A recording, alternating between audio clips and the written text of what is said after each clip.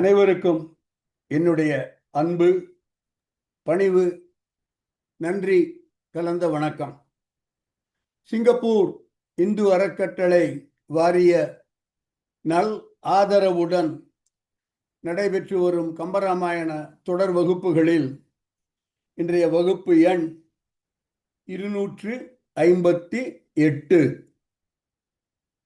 259 போய் 260 வந்தால் நாம் 5 ஆண்டுகள் பூர்த்தி செய்கிறோம்.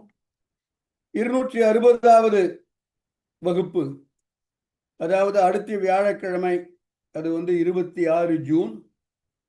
அப்புறம் ஜூலை 3 வகுப்பு கம்பன் வகுப்பாக நடைபெறாது. அதற்கு பதிலாக சோசோமி சுந்தரம் ஐயா அவர்களுடைய உரை இடம்பெறும். அந்த தருணத்தில் வகுப்பை வாழ்த்தி தங்களுடைய ஆசிகளை கம்பவாரதி இலங்கை ஜெயராஜ் ஐயா, பேராசிரியர் தே ஞானசுந்தரம் ஐயா, பேராசிரியர் சுப திண்ணப்பன் ஐயா அவர்களுடைய வாழ்த்துரைகளும் இடம்பெறும். அடுத்த வகுப்பிற்கு அடுத்த வகுப்பு நாளன்னைக்கு அப்படின்னு வச்சுக்கலாம். ஜூலை மாதம் 3ஆம் தேதி. தயவு செய்து அனைவரும் 5 ஆண்டுகள் நிறைவு என்பதை மகிழ்ச்சிகரமாக கொண்டாட வர வேண்டும் என்று உங்கள் எல்லோரையும் வேண்டிக் கொள்கிறேன். என்னையும் ஒரு பொருட்டாக மதித்து இந்த வகுப்பில் இணைந்து கொள்ள வந்திருக்கும் உங்கள் அனைவருக்கும் என்னுடைய நன்றி, நன்றி, கோடானு கோடி நன்றி. புதிதாக இணைந்து கொண்டவர்களுக்கு ஒரு சிறிய செய்தி. 5 ஆண்டுகளாக விடாமல் ஒவ்வொரு வியாழக்கிழமையும் இந்த வகுப்பு நடைபெற்று வந்திருக்கிறது. ஒரே ஒரு வியாழன் தவிர, அந்த குறிப்பிட்ட வியாழனும் நானும் சோசோமி ஐயாவும் அவரை அழைத்து கொண்டு நான் அமெரிக்கா போகும் பொழுது விமானத்தில் நாங்கள் இருந்ததால் அந்த வகுப்பு நடைபெறவில்லை. அது தவிர உலகத்தில் எந்த மூலையில் இருந்தாலும் இதே நேரம், இந்தியா நேரம் 5 மணி என்பதில் எந்த விதமான மாறுபாடும் இல்லாமல் 258 வாரங்களாக இந்த வகுப்பு இடைவிடாமல் நடைபெற்று வந்திருக்கிறது. இறையருள் ஒரு காரணம், சிங்கப்பூர் இந்து அறக்கட்டளை வாரியத்தின் நல்ல ஆதரவு ஒரு காரணம், உங்களை போன்ற கம்பன் ரசிகர்கள் தொடர்ந்து வருவதால் வகுப்பு நிலை பெற்று நிற்கிறது. இது மாற்ற முடியாத உண்மை. கம்பராமாயணத்தில் இப்பொழுது நாம் யுத்த காண்டம் பார்த்து கொண்டிருக்கிறோம். ஒரே ஒரு காண்டம் மட்டும் முடித்து விட்டோம். சுந்தர காண்டத்தில் ஆரம்பித்தோம் 5 ஆண்டுகளுக்கு முன்னால். சுமார் 1.5 ஆண்டு சுந்தர காண்டம் ஓடியது. 3.5 ஆண்டுகள் யுத்த காண்டம் இன்னும் ஓடிக்கொண்டிருக்கிறது. இன்னும் ஒரு 4, 5, 6 மாதங்களில் அது முடியலாம். பிறகு பாலகாண்டத்தில் இருந்து ஆரம்பிப்போம். ஒரு சுந்தரகாண்டம் வரை நிறுத்துவோம். இன்னும் ஒரு 5 ஆண்டுகள் இந்த வகுப்பு ஓடும் என்பது என்னுடைய அனுமானம். யுத்த காண்டத்தில் நாம் மீட்சி படலம் பார்த்து கொண்டிருக்கிறோம். மீட்சி என்பது மீளுதல், ராமன் மீண்டும் அயோத்தி திரும்புவது, அதை பற்றி சொல்லும் படலம் என்பதால் மீட்சி படலம்.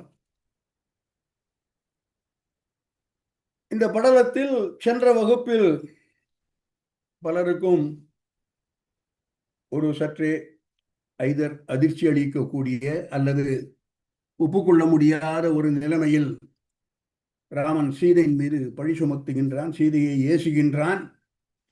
இவற்றையெல்லாம் சென்ற வகுப்பில் பார்த்தோம்.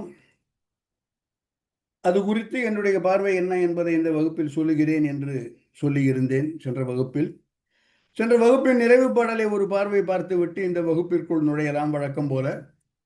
கார்த்திக், ராமன் சொன்ன வார்த்தைகளை கேட்டு சீதையினுடைய வெளிப்பாடு, அவள் சொல்லுவது, அவருடைய ஆங்கிலத்தில் சொன்னால் ரெஸ்பான்ஸ், அவள் என்ன பதில் சொல்கிறாள் என்பதை துவங்குகின்றாள். சென்ற வகுப்பின் பாடத்தில் உற்று நின்று உலகினை நோக்கி ஓடறி முற்றுரு நெடுங்கண்ணீர் ஆலி மொய்த்து உக இற்றது போலும் யான் இருந்து பெற்ற பேரு உற்றதால் இன்று அவம் என்று ஓதுவாள் என்று சீதை சொல்கிறாள். அவம் இன்று உற்றது கடைசி லைன். ஆள் என்பது அசை. எனவே அவம் இன்று உற்றது. அவம் என்பதற்கு பழி என்ற ஒரு பொருள் உண்டு. ஆக என் மீது பழி சுமத்தப்படுகிறது. அவம் இன்று உற்றது. யான் இருந்து பெற்ற பேரு இற்றது. நான் 10 மாதங்களாக தவம் இருந்து செய்த அந்த தவம் இற்று போய்விட்டது போலும். ஒரு ஐயம் இருக்கிறது அவளுக்கு. இற்று போய்விட்டது போலும். யான் இருந்து பெற்ற பேரு. ராமன் வருவான் வருவான் என்று தவம் இருந்து அவனுக்காக காத்து கொண்டிருந்த அந்த ஒரு பெரிய அந்த ஒரு தன்மை, அந்த ஒரு கொடுப்பினை, அந்த ஒரு பேரு இற்று போய்விட்டது என்று ஓதுவாள். இது அவள் சொன்னது. அவளுடைய உடல் வெளிப்பாடு உற்று நின்று உலகினை நோக்கி. உலகு என்பது அவளை சுற்றி நின்று கொண்டிருப்பவர்கள். வானரர் நின்று கொண்டிருக்கிறார்கள், அரக்கர் நின்று கொண்டிருக்கிறார்கள். இவளை பார்ப்பதற்காக வந்த தேவர்கள், தேவலோகத்து மாதர் என்று மூவுலகத்திலிருந்து வந்தவர்கள் என்று கம்பன் சொல்லி இருக்கிறான். எல்லோருமாக நின்று அந்த உலகினை நோக்கி அரி ஓடு. அரி என்பது கண்களில் உள்ள வரி, செவ்வரி ஓடிய கண்கள் என்று பொதுவாக இலக்கியத்தில் பார்க்கலாம். அறிவோடு கண் முற்று உரு ஆலி. ஆலி என்பது துளி. கண்ணிலிருந்து ஆறு போல கண் முழுக்க நீர் பொங்குகிறது. அந்த நீர் மொய்த்து உக, கண்ணில் இருந்து கீழே அருவி போல பொங்குகிறது. அது அவளுடைய உடல் நிலை. அவள் சொன்னது இற்றது போலும் யான் இருந்து பெற்ற பேரு அவம் என்று உற்றதால் என்று ஓதுவாள். அடுத்த பாடல். சென்ற வகுப்பில் நிறைய பேர் கேட்டாங்க, ராமன் 7 பாடல் சொல்லியிருக்கார், சீதை எத்தனை பாடல் பதில் சொல்கிறாள் என்று. சீதை 5 பாடல்களில் பதில் சொல்கிறார். அதில் முதல் பாடல் இது. மாருதி வண்டி என்னை கண்டு வள்ளல் நீ சாருதி ஈண்டு எனச் சமையச் சொல்லினான். யாரினும் மேன்மையான் இசைத்தது இல்லையோ சோறும் என் நிலை அவன் தூதும் அல்லனோ. சீதையினுடைய முதல் கேள்வி, நான் எந்த நிலைமையில் இருந்தேன், எந்த ஒரு நிலைமையில் நான் சிறைப்பட்டிருந்தேன். மாருதி சொல்லலாம் எப்பேற்பட்ட தவம் செய்து கொண்டிருந்தாள். அந்த வார்த்தையை 2 வாரத்துக்கு முன்னால் பார்த்தோம். காண நோற்றில அவன் கமல கண்கள் என்று அனுமன் வருத்தப்படுகிறான். ராமனுக்கு இந்த கொடுப்பினை இல்லையே, காண நோற்றில அவன் கமல கண்கள் என்று வருந்துகிற அளவுக்கு சீதையை உயர்த்தி பேசியிருக்கிறான். மாருதி வண்டு என்னை கண்டு வள்ளல் நீ சாருதி ஈண்டு. வள்ளல் நீ ஈண்டு சாருதி. வள்ளல் ராமனே, நீ இங்கே வருவாய் என்று சமயச் சொல்லினான் என்று சொல்ல வேண்டிய முறைப்படி, எப்படி எந்த முறையில் சொல்ல வேண்டுமோ அவ்வாறு சொல்லினான். உன்னை பற்றி அவன் சொன்ன வார்த்தை இது. வள்ளல் நீ ஈண்டு சாருதி என்பது. சோறும் என் நிலைமை யாரினும் மேன்மையான் இசைத்தது இல்லையோ. என்னுடைய நிலைமை சோர்ந்து போய் தளர்ச்சி விட்டு நம்பிக்கையிற்று அவ்வாறு இருந்த அந்த நிலைமையிலும் நான் எவ்வாறு சிறப்பாக தவம் மேற்கொண்டிருந்தேன் என்பதையெல்லாம் மாருதிக்கு என்னெல்லாம் அடைமொழி என்று நான் உங்களிடம் சொல்லியிருந்தேன். அடுத்த ஆண்டு கம்பன் கழகத்தில் நான் எழுதி வெளியீடு காண்பதற்கான வாய்ப்புண்டான நூல் கம்பன் கொடுத்த பட்டங்கள் அனுமனுக்கு. அதில் ஒரு பட்டம் யாரினும் மேன்மையான், எல்லோரையும் விட மேன்மை உடையவன். அவன் இசைத்தது இல்லையோ. அவன் உன்னிடம் சொல்லவில்லையா எதை பற்றி? சோறும் என் நிலை, நான் எந்த நிலைமையில் இருந்தேன் என்பதை அவன் சொல்லவில்லையா? அவன் சொல்லாத பட்சத்தில் அவன் தூதும் அல்லனோ, அவன் உண்மையான ராமதூதன் தானா என்று சீதை கேட்கிறாள். சொல்லியிருப்பாள் என்ற நம்பிக்கையின் அடிப்படையில் எழுந்த வார்த்தை இது. அடுத்த பாடல். எத்தவம் என்னலம் என்ன கற்பு நான் இத்தனை காலமும் உணர்ந்த ஈதலாம் பித்தனல்லாய் அவம் பிழைத்ததாம் என்றே உத்தம நீ மனத்து உணர்ந்தலாமையால். உத்தம பாருங்க, ராமன் அவளை ஏசுகிறாள். புழு என்று, கோள் இல்லாத கீடம் என்று சொன்னான். சீதை அவனுக்கு கொடுக்கும், அவனை விழிப்பது உத்தம.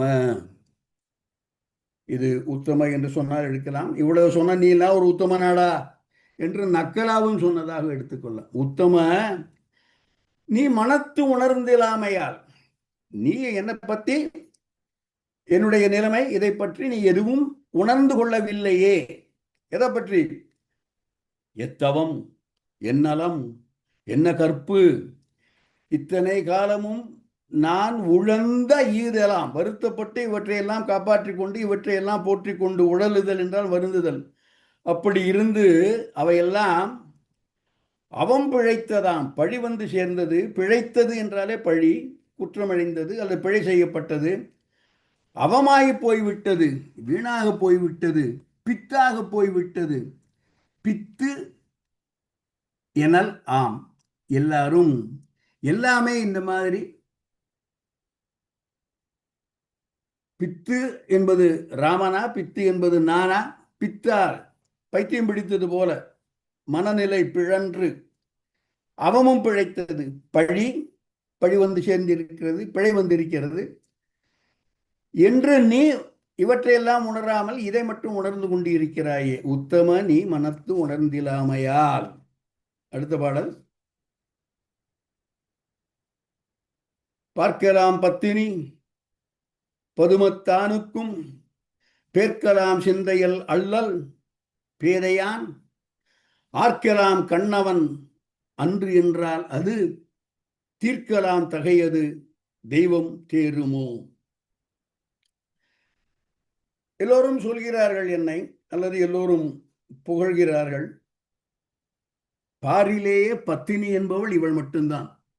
பார்க்கலாம் பத்தினி, உலகத்திலேயே பத்தினி என்று ISI முத்திரை புத்திரப்பட வேண்டியவள் இவள் மட்டுமே. பார்க்கலாம் பத்தினி பதுமத்தான் பிரம்மன், பதுமம் என்பது தாமரை, தாமரை மரலில் இருப்பவன் பிரம்மன், அவனுக்கும் பேர்க்கலாம் சிந்தைகள் அல்லள்.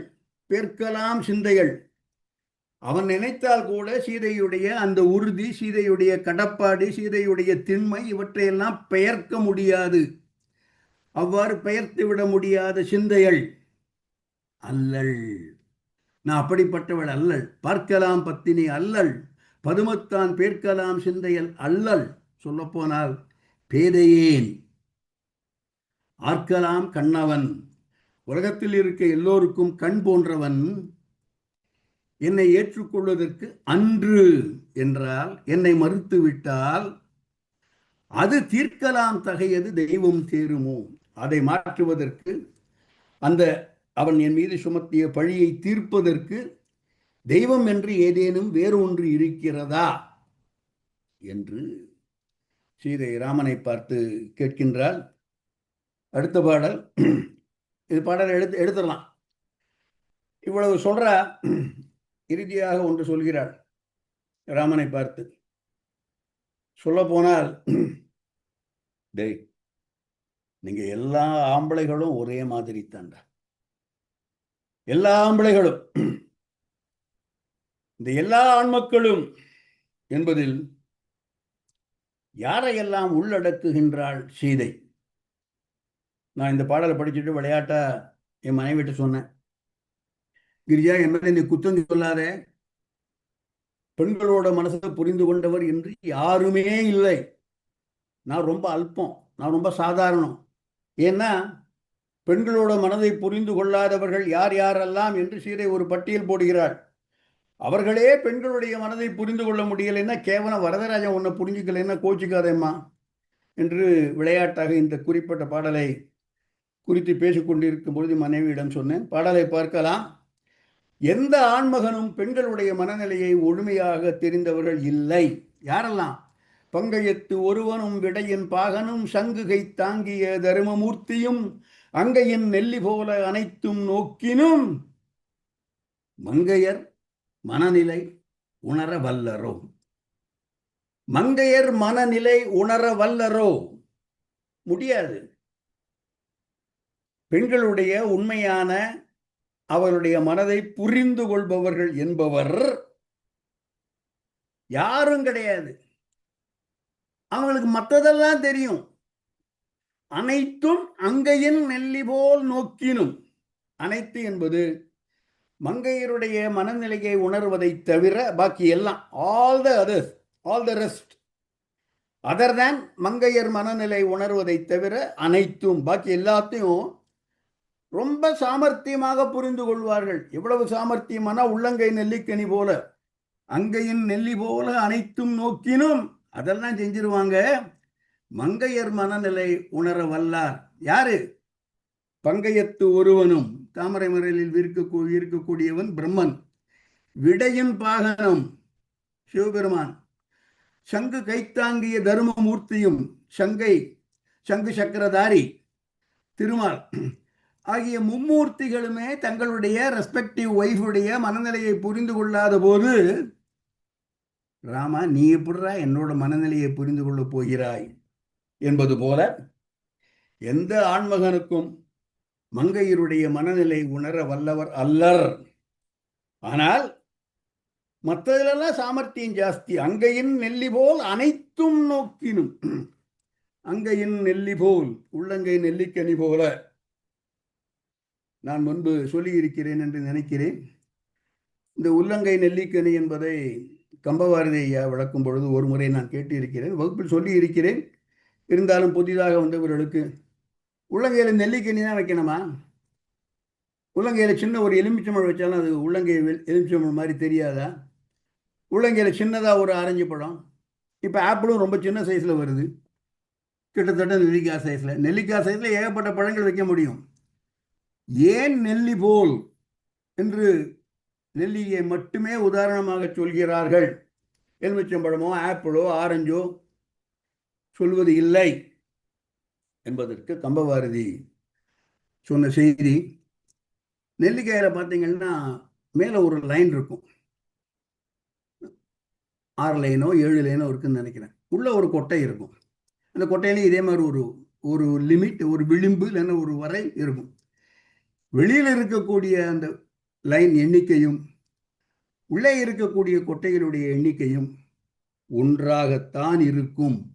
அதாவது உள்ளும் புறமும் ஒன்றாயிருப்பது.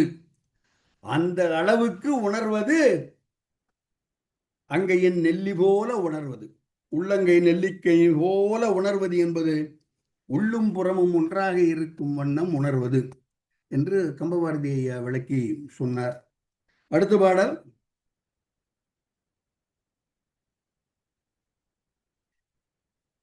இவ்வளவும் சொல்றார். இதை எடுத்துடலாம், பாடல் எடுத்துடலாம். ராமன் சொன்னதுக்கு இவர் குறிப்பாக எந்த விதமான பதிலும் சொல்லவில்லை. என் மனசை நீ புரிஞ்சுக்கல. அனுமன் வந்து சொல்லி இருக்கிறான், அவன் என்ன சொன்னான்னு எனக்கு தெரியாது. நீ இவ்வாறெல்லாம் சொல்லும் பொழுது அவன் சரியாக சொல்லவில்லையோ, அவன் தூதும் அல்லனோ என்ற அளவிற்கு எனக்கு ஐயம் வருகிறது. உத்தமனே, நீ இவ்வளவு சொன்னப்புறம் என்னுடைய ஒழுக்கத்தில் உனக்கு நம்பிக்கை இல்லாத பொழுது எனக்கு வேற வழியே இல்லை, நான் இறந்து போகிறேன் என்று சீதை ஒப்புக்கொள்கிறாள். நீ என்னை செத்து போன்னு சொன்ன, ஷாதியால் என்பது ராமன் சொல்லும் வார்த்தை. யாது நான் இயம்பது உணர்வினால் உணர்வை ஈடற சேடியா நின்றது உன் ஒழுக்க செய்தியால் சாதியால் அன்றனின் தக்கது ஓர் நெறி போதியால் என்றனன் புலவர் புந்தியான். இந்த பாடல் ஞாபகம் இருக்கும்னு நினைக்கிறேன். புலவர் புந்தியான், இந்த வார்த்தையை நீங்க ஞாபகம் வச்சுக்கணும். புலவர் புந்தியான், புலவரை போல புத்தி உடையவன். ஸோ நீ வந்து சாதியால் என்று சொன்னேன், செத்துப்போ என்று எனக்கு கட்டளையிட்டு இருக்கிறாய், நான் செத்து போகிறேன் என்று சீதை ஒப்புக்கொள்கிறாள். அதை ராமனுக்கு சொல்கிறாள். அடுத்த பாடல்,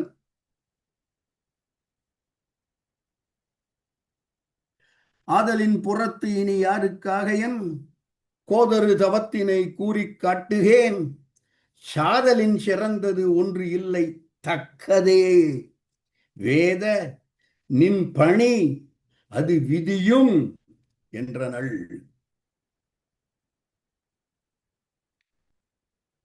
ஆதலின் யாருக்காக என்னுடைய கோது என்பது குற்றம், பிழை, தீமை, தீமை இல்லாத என்னுடைய பெரிய தவம், அதனுடைய மேன்மை, அதனுடைய செம்மை, அதனுடைய சிறப்பு, இவற்றை எல்லாம் நான் யாருக்காக இன்னும் சொல்லி காட்ட வேண்டும்? என்ன நீயே நம்பலையே? ஆதலின் நீ நம்பாத போது வேறு யாருக்காக, புறத்து இனி யாருக்காக, உன்னை தவிர்த்து வேற யாருக்காக, ஆதலின் புறத்து இனி யாருக்காக என் கோதரு தவத்தினை கூறி காட்டுகிறேன். நான் யாருக்காக என்ன நிரூபிக்க வேண்டும், யாருக்காக என்ன ப்ரூஃப் காட்ட வேண்டும், யாருக்காக என்ன சான்று, எடுத்துக்காட்டு, நிரூபணம், இதெல்லாம் ஏன் செய்ய வேண்டும்? எனவே சாதலின் சிறந்தது ஒன்று இல்லை, தக்கதே வேத நின் பணி. நீ நீ என்ன செத்து போன்னு சொன்ன, அங்க உத்தமா என்று விழித்தால், இங்கு வேதமே, வேதம் போன்றவனே, வேதத்தின் நாயகனே, வேதத்தின் தலைவனே, வேத நின் பணி. நீ சொன்னதுதான் செத்து போறது என்பது. அது விதியும், என்னுடைய தலைவிதியும் அப்படிப்பட்டதுதான் என்றனள் என்று சீதை சொல்கிறார். சொல்லிவிட்டு இலக்குவனை கூப்பிடுகிறார். அடுத்த பாடல். இளையவன் தனை அழைத்து இடுதி என வளை ஒலி முன் கையாள் வாயின் கூடினாள், உளை ஒரு மனத்தவன் உலகம் யாவுக்கும் களைகனை தொழ அவன் கண்ணின் கூறினான். இளையவன் தன்னை அழைத்து, இலக்குவன் அவனை அழைத்து, எனக்கு அந்த அக்னிகுண்டம் தயார் பண்ணு, தீக்குழி அல்லது நெருப்பு குண்டம் தயார் பண்ணு என்று சொல்லுகிறாள். இளையவன் தன்னை அழைத்து இடு தீ, தீ இடு என வளை ஒலி முன் கையாள், கையிலே, கையில் முன்னால் ரிஸ்ட் பக்கத்துல ஒலி எழுப்புகின்ற வளையினை உடையவள் வாயின் கூறினாள். எந்த விதமான ஐயத்திற்கும் இடமின்றி, எந்த விதமான சமிக்ஞை, சிக்னல் என்று எதுவும் இல்லாமல், நீ நெருப்பு குண்டம் மூட்டுவாய் என்று இலக்குவனுக்கு கட்டளையிடுகிறாள். அவன் உளை ஒரு மனத்தவன். அண்ணி எனக்கு தீ குண்டம் தயார் பண்ணு, நெருப்பு குண்டம் தயார் பண்ணு என்று கட்டளையிடுகிறாள். எனவே அவன் உளை ஒரு மனத்தவன், மறுக்கவும் முடியாது, செய்யவும் முடியாது. உளை ஒரு மனத்தவன் உலகம் யாவுக்கும் களைகணை. களைகணை என்பது பற்றுக்கோடு, ஆதரவு என்று பொருள். உலகம் யாவுக்கும் பற்றுக்கோடு, உலகம் யாவுக்கும் ஆதரவாக இருக்கக்கூடிய ராமனை தொழ அந்த ராமன் கண்ணின் கூறினான்.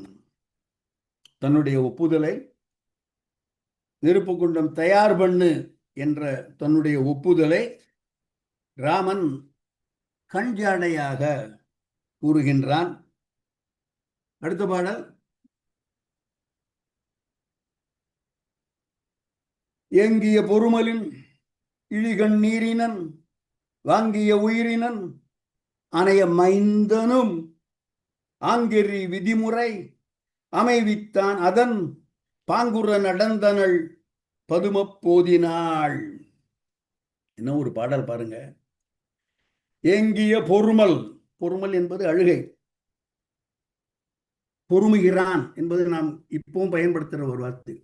அழுகிறான், பொங்குகிறான், பொறுமுகிறான். ஏங்கிய பொறுமலின் இழி கண்ணீர், இழிதல் என்றால் மேலிருந்து கீழே விழுதல், விழுதல், மேலிருந்து கீழே இறங்குதல். இழி கண்ணீரினன், ரெண்டு கண்ணிலேருந்தும் இலக்குவனுக்கு கண்ணீர் ஆறாக பெறுகிறது. வாங்கிய உயிரினன், உயிர் அவனிடம் இல்லை, உயிர் போய்விட்டது. வாங்கிய உயிரினன் அணைய மைந்தனும், சீதைக்கும் இலக்குவனுக்கும் இருக்கக்கூடிய உறவு முறை சுட்டப்படுகிறது மைந்தன். என்ன, அண்ணி என்பவள் அம்மா.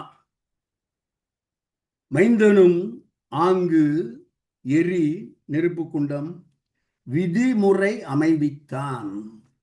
எவ்வாறு அந்த நெருப்பு குண்டம் கட்டப்பட வேண்டுமோ அந்த முறையில் அக்னி குண்டம் அல்லது தீக்குண்டம் அல்லது தீக்குழி இலக்குவன் தயார் செய்தான். அதன் பாங்கு உற அதை நோக்கி அதன் பக்கத்தில் நடந்தனள் சீதை, நடந்தனள். அவள் யார் பாருங்க.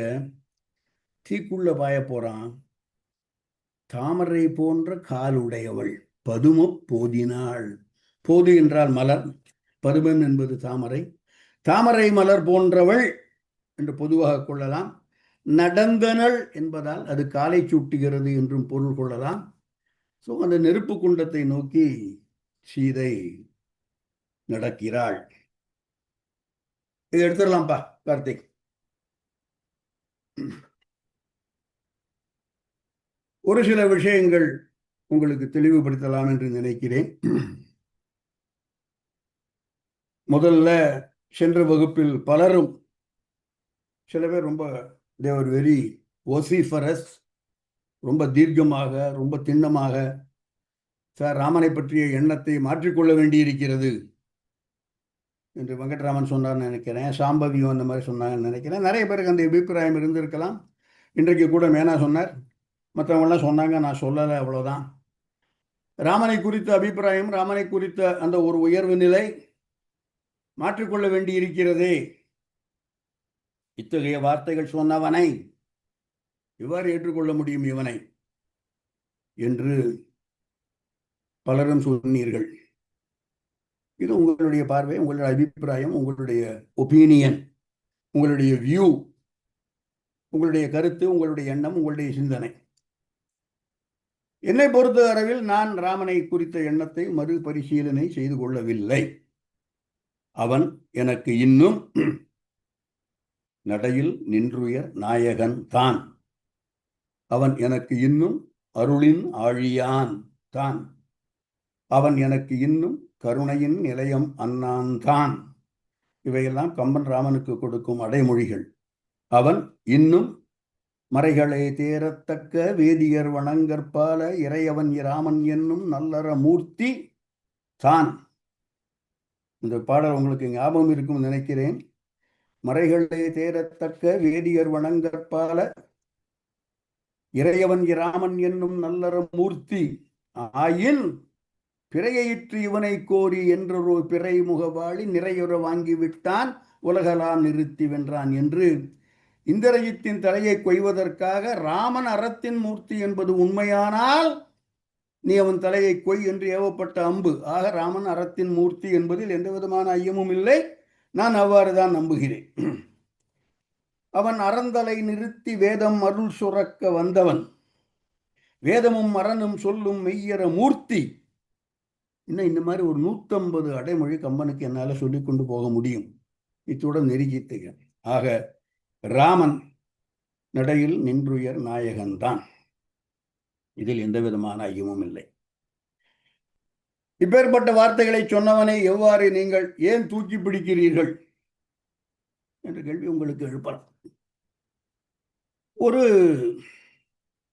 ஒரு ஒரு சின்ன பார்வை, என்னுடைய பார்வை. ஐயா 7 பாடல் கேட்டீங்க, 7 பாடல் தான் கேட்டீங்க. போன வாட்டி நான் சொன்னேன், ராமன் சீதையை ஏசும் பாடல்கள் 7 பாடல்கள். கம்பராமாயணத்தில் மொத்தம் 10,500 பாடல்கள். மிகைப்பாடல்களையும் சேர்த்துக்கொண்டால் 12,000 பாடல்கள். 12,000 பாடல்கள் அல்லது 10,500 பாடல்களில் வெறும் 7 பாடல்களை மட்டுமே வைத்து கொண்டு ராமனை எடை போடப் போகிறோமா அல்லது எடை போடப் போகிறீர்களா? நான் அவ்வாறு எடை போட்டவன் அல்லன். 10,500 பாடலையும் சேர்த்து ஒட்டு மொத்தமாக பார்க்க வேண்டும். இது ஒரு பார்வை. 7 பாடல்களை மட்டும் வைத்துக்கொண்டு அவனுக்கு தீர்ப்பு வழங்காதீர்கள் என்பது ஒன்று. ஒரு சின்ன விஷயம், ராமனை பற்றி இவ்வாறு கருத்து சீதையை அவன் ஏசியது, நான் ரொம்ப குறிப்பாக அக்னி பிரவேசம் செய்ய சொன்னான் என்ற வார்த்தையை நான் தவிர்த்து கொண்டே வருகிறேன். அதை நான் சொல்ல போவது இல்லை. சீதையை அவன் ஏசியது, இதெல்லாம் குறித்து ஏகப்பட்ட விவாதங்கள் இன்னும் தொடர்ந்து நடந்து கொண்டுதான் இருக்கின்றன. ராமனை குற்றவாளி கூண்டில் ஏற்றுபவர்கள் இருக்கிறார்கள், ராமனுக்கு சாதகமாக வாதம் செய்பவர்களும் இருக்கிறார்கள். அவர்களில் நானும் ஒருவன். புதுமை பித்தன் ஒரு கதை எழுதியிருக்கிறார். பலருக்கு தெரிந்திருக்கலாம். ஆனால் இப்போ ரிலேட்டிவா யங்கா இருக்கிறவங்களுக்கு, 50 வயதுக்கு கீழே இருப்பவர்கள் அல்லது அவ்வளவாக சிறுகதைகள் படித்திராதவர்கள், அதுவும் புதுமை பித்தன் காலத்து சிறுகதைகள் படித்திராதவர்களுக்கு ஒரு சிறிய செய்தி. அவருடைய கதையின் பெயர் சாப விமோசனம். ராமாயணத்தை ஒட்டிய நடந்த ஒரு நிகழ்வு. ரொம்ப சுருக்கமாக சொல்லிட முடியும். சீதையும் அகலியையும் பிற்காலத்தில் சந்திக்கிறார்கள். சீதை அயோத்தியில் இருக்கும் பொழுது ராவணவதம் முடிந்து சீதை அயோத்திக்கு மீட்டு செல்லப்பட்டு ராமன் அரசாட்சி செய்கிறான். சீதை மகாராணியாக பட்ட மகிழ்ச்சியாக இருக்கிறாள். அப்பொழுது ஒரு நாள் அகலியைக்கும் சீதைக்கும் சந்திப்பு நடக்கிறது. ஏதோ இப்படி எல்லாம் பேசிட்டு இருந்தாங்க. கடைசியில் சீதை சொல்றா, என்னை தீக்குளிச்சு வச்சாரு, அதுக்கப்புறம் தான் என்னை ஏற்றுக்கிட்டாரு என்று சீதை அகலியிடம் சொல்ல, அப்படியா, நான் இப்பொழுதே மீண்டும் கல்லாகப் போகிறேன் என்று தனக்குத்தானே அகலியை சாபமிட்டு கொண்டதாக கதை. ராமனை தீக்குளிக்க செய்தான் சீதை என்பதை கேட்ட அகலிகை, ச்சே, இவன்டேந்த நான் சாப விமோசனம் வாங்கினேன், நான் இதுக்கு கல்லாவே இருக்கிறது பெட்டர் என்று சொல்லி அகலிகை மீண்டும் கல்லானாள். அப்படின்னு அந்த கதையோட இறுதி வார்த்தைகள் இவ்வாறு அமையும் என்று எப்போவோ படித்தது. என்ன 40-50 வருஷத்துக்கு முன்னால் படிச்சு, என்னுடைய 16-17 வயசு அந்த வயசில் படித்தது. ஆனால் மிகவும் பேசப்படும் ஒரு கதை. ஸோ அகலிகை மீண்டும் கல்லானாள் என்று புதுமை பித்தன் முடித்திருப்பார். அந்த அளவுக்கு இந்த நிகழ்வு பரவலாக பல விதங்களில் பேசப்படுகிறது. இதுல இன்னும் சில விஷயங்கள் சொல்லணும் என்று நினைக்கிறேன். நான் அவரவர்களுக்கு அவரவர்களுடைய அபிப்பிராயம் நிச்சயமாக ஏற்றுக்கொள்ளப்படும். உங்களுடைய you are entitled for your opinion. உங்களுக்கு இது குறித்து எந்த விதமான சிந்தனை, எந்த விதமான கருத்து, எந்த விதமான எண்ணம், எந்த விதமான பார்வை கொள்ள வேண்டும் என்பதற்கு உங்களுக்கு முழு உரிமை இருக்கிறது. யார் சொல்லியும் நீங்கள் உங்களுக்கு அந்த உரிமையை, அந்த எண்ணத்தை மாற்றிக்கொள்ள வேண்டாம். இது ஒன்று. இது ரொம்ப ஃபண்டமெண்டல். இதுல மாற்று கருத்தே இருக்க முடியாது. உங்களுடைய பார்வை, உங்களுடைய எண்ணம், உங்களுடைய சிந்தை அப்படிப்பட்டது. அதை நீ தாராளமாக வச்சுங்க. வரதராஜன் சொல்றான்னா, புதுமை பித்தன் சொல்றான்னா நீங்க மாற்றிக்கொள்ள தேவையில்லை. ஆனால் உங்களுடைய அபிப்பிராயம் எந்த அளவில் அமைந்தது அதை நீங்கள் சற்றே யோசிக்க வேண்டும்.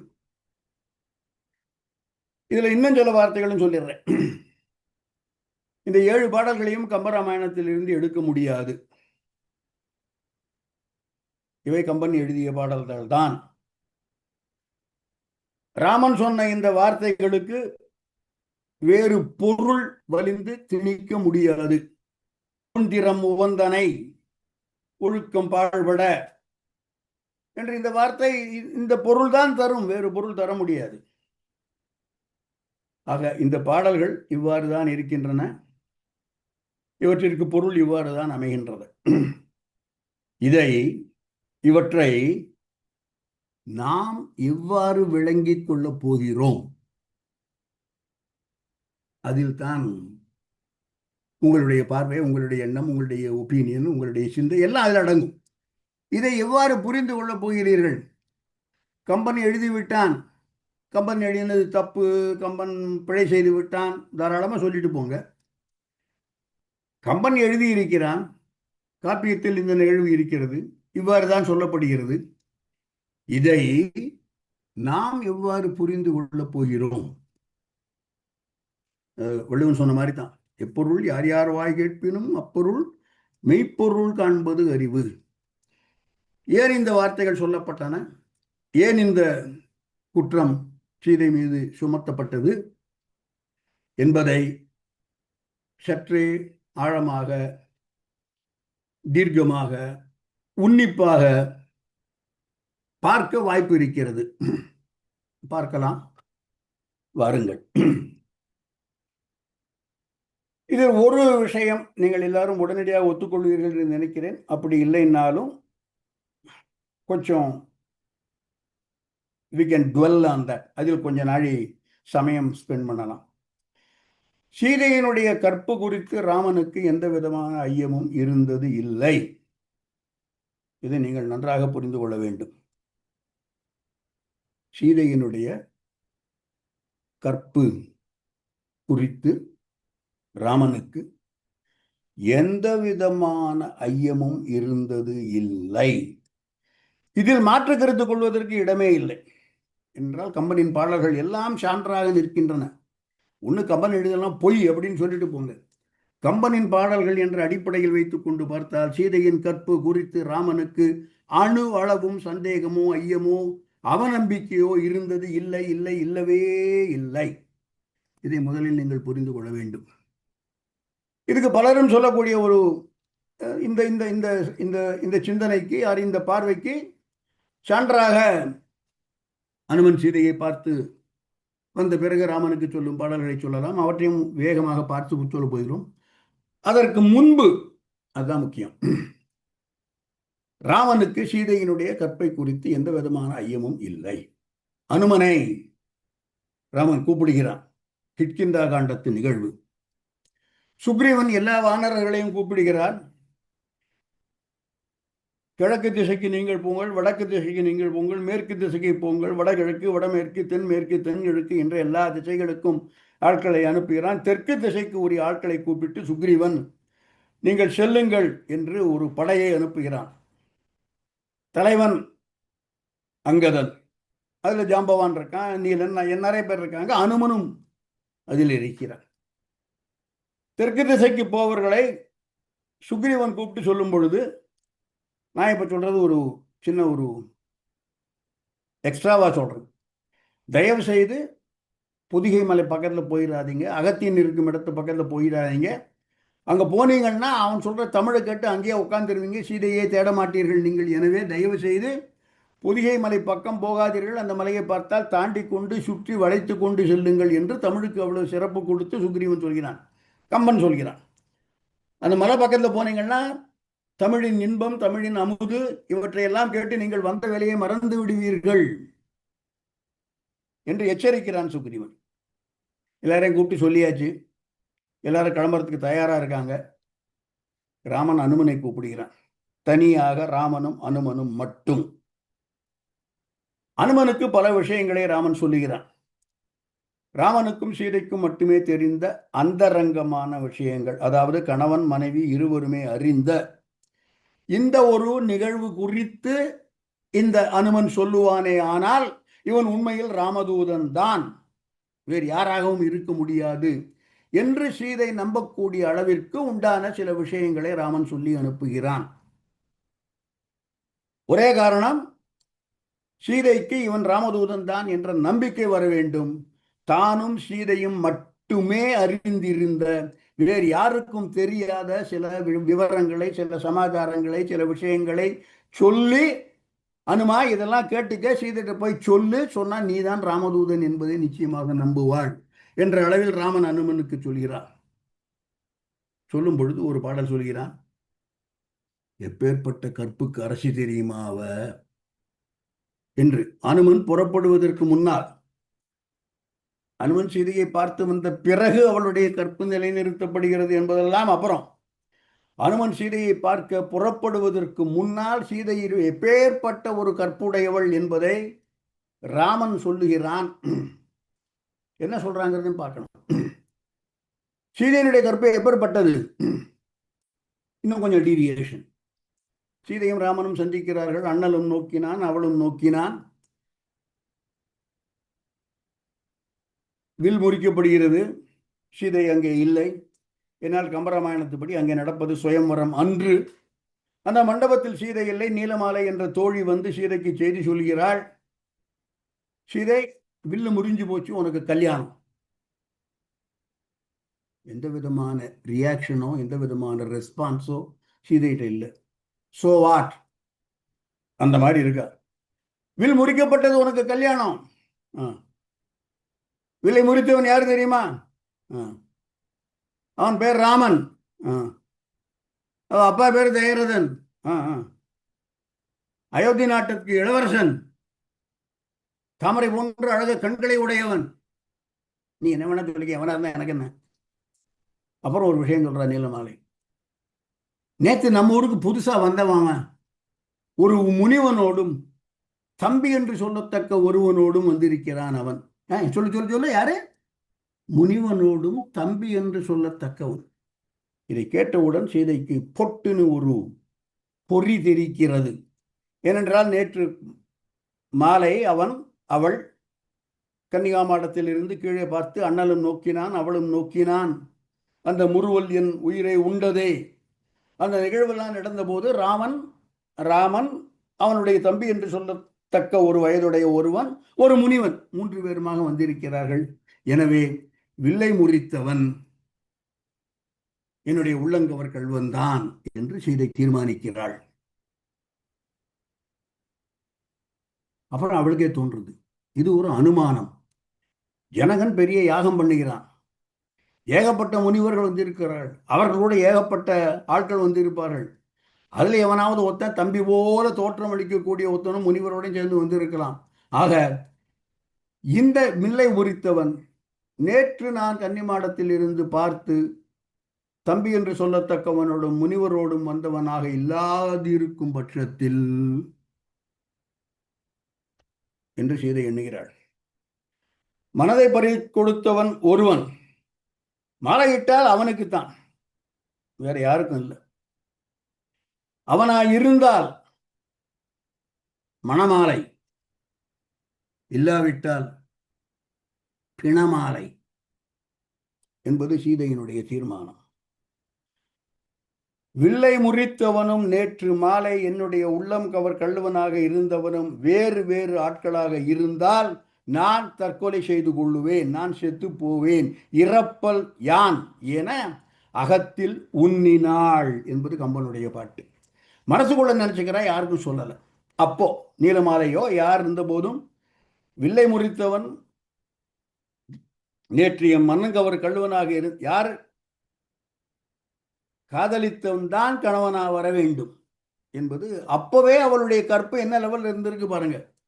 எவனிடம் மனம் பறி கொடுத்தானோ அவன்தான் கணவன், அவன் போட்டால் மணமாலை இல்லாத பிணமாலை என்ற நிலைமையில் கற்புடையவள் என்று சீதை தீர்மானிக்கிறாள். இதை பிற்காலத்தில் அவள் ராமனிடம் சொல்லி இருக்கிறான். அந்த நிகழ்வை குறித்து ராமன் அனுமனிடம் சொல்கிறான், அப்பேற்பட்ட கற்புடையவள்.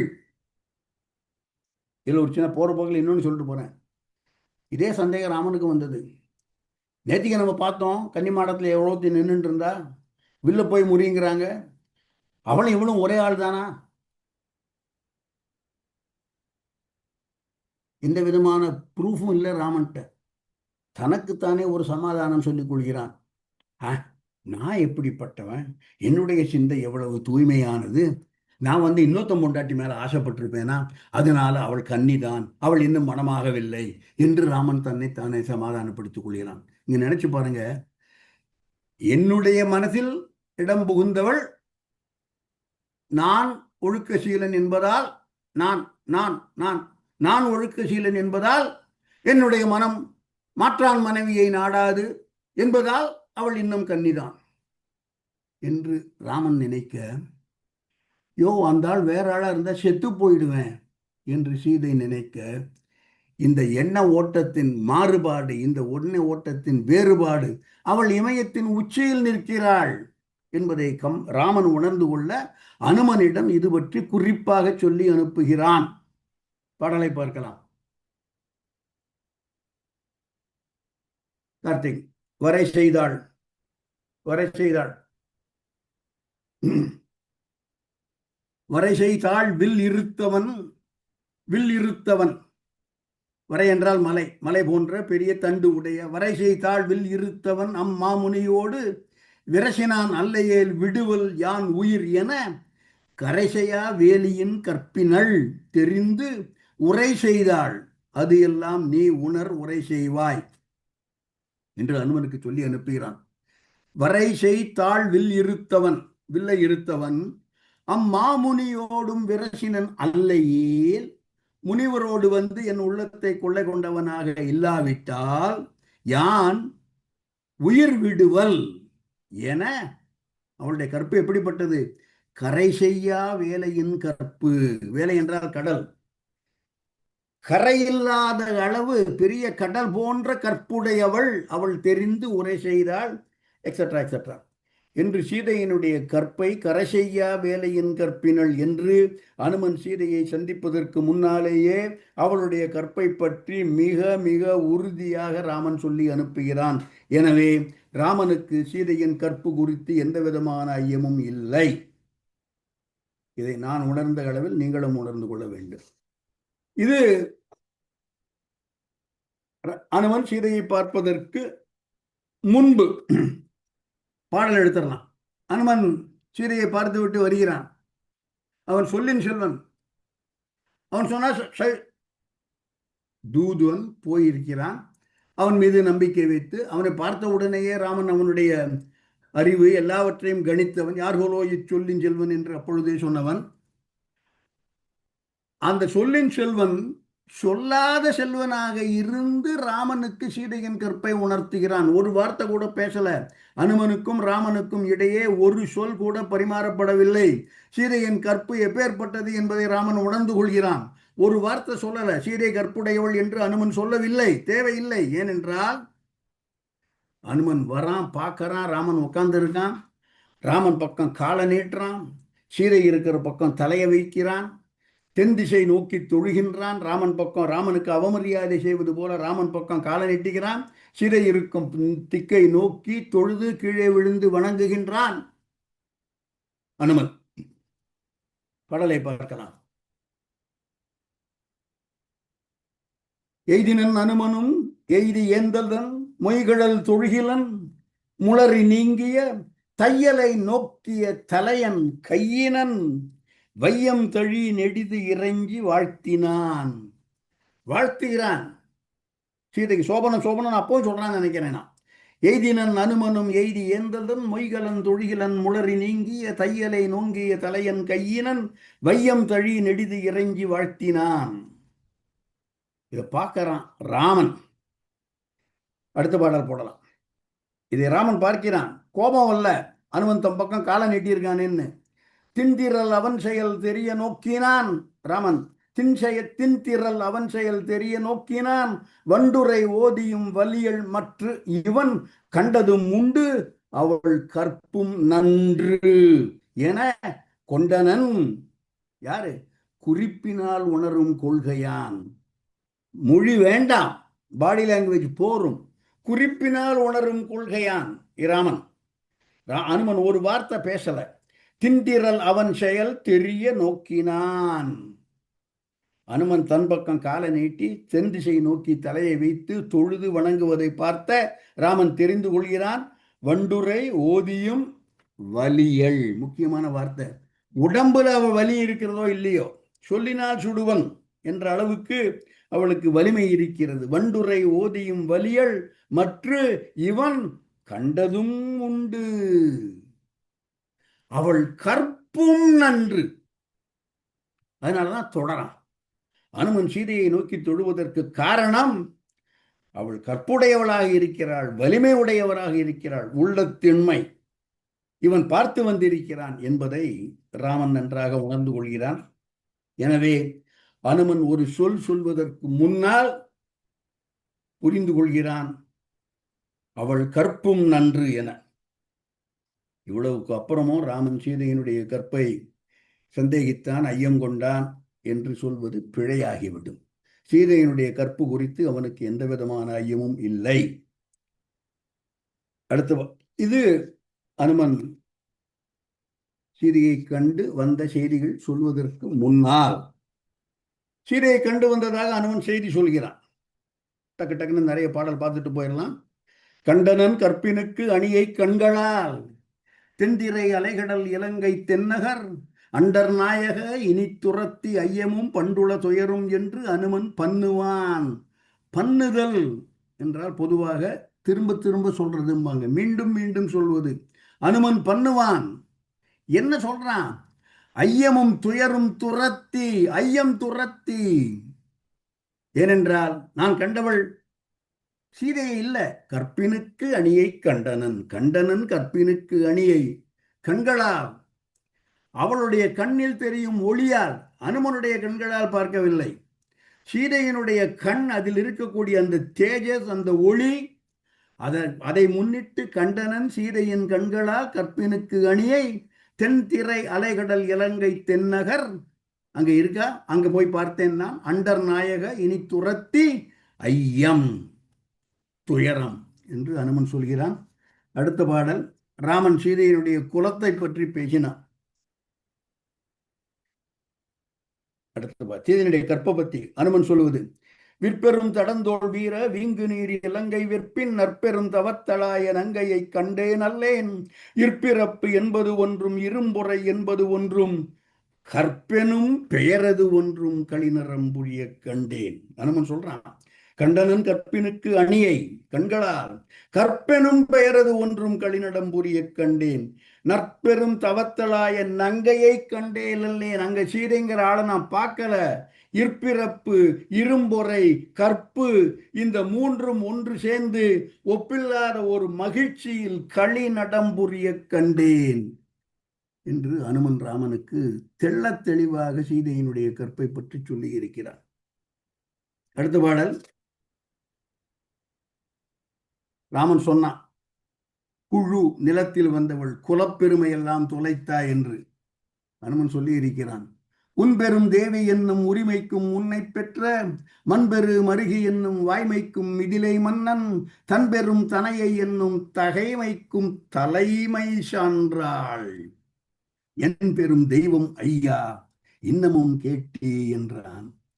உன் பெரும் தேவி உன்னுடைய மனைவி என்ற அந்த ஒரு நிலைமைக்கு எந்த விதமான குந்தகமும் வராமல், உன் பெரும் தேவி அதற்கு குந்தகம் இல்லை. உன்னை பெற்ற மண்பெகன் மருவி தயரதனுடைய மருமகள் என்ற அந்த பெருமைக்கு எந்த விதமான குந்தகமும் இல்லை. மிதிலை மன்னன் தன் பெரும் தனையை பிறந்த வீடு புகுந்த வீடு கணவன் என்று எல்லோருக்கும் பெருமை சேர்க்கக்கூடிய அளவில் அவள் இருக்கிறாள். எனவே ராமா, இதுவரை நீ எனக்கு தெய்வமாக இருந்தாய், இன்று முதல் சீதை எனக்கு பெருந்தெய்வம் என்று அனுமன் சுட்டுகிறான். இதை எடுத்துடலாம். ஆக ராமனுக்கு சீதையினுடைய கற்பை குறித்து எந்த விதமான ஐயமும் இல்லை என்பதை நீங்கள் உணர்ந்து கொண்டிருப்பீர்கள் என்று நினைக்கிறேன். ஏனென்றால் சீதையை ராமன் பார்த்த பொழுது கம்பன் சொல்லும் பாடல், கற்பினுக்கு அரசினை பெண்மை காப்பினை, அப்படித்தான் ஆரம்பிக்கிறது. ராமன் பார்க்கிறான் சீதையை, கற்பினுக்கு அரசினை பெண்மை காப்பினை பொற்பினுக்கு அழகினை புகழின் வாழ்க்கையை தற்பிரிந்து அருள்புறும் தருமம் போலியை அற்பின தலைவனும் அமைய நோக்கினான். அற்பின தலைவன், அன்புமிக்க தலைவன். எனவே கற்பு குறித்து எந்த விதமான ஐயமோ அது குறித்து லவலேசமும் நானோ அமௌண்ட் கூட அவனுக்கு சந்தேகம் கிடையாது. அப்படி இருந்தால் ஏன் இந்த வார்த்தைகளை சொன்னான்?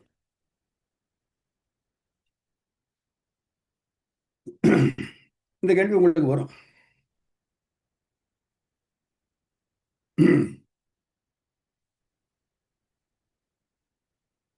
சீதை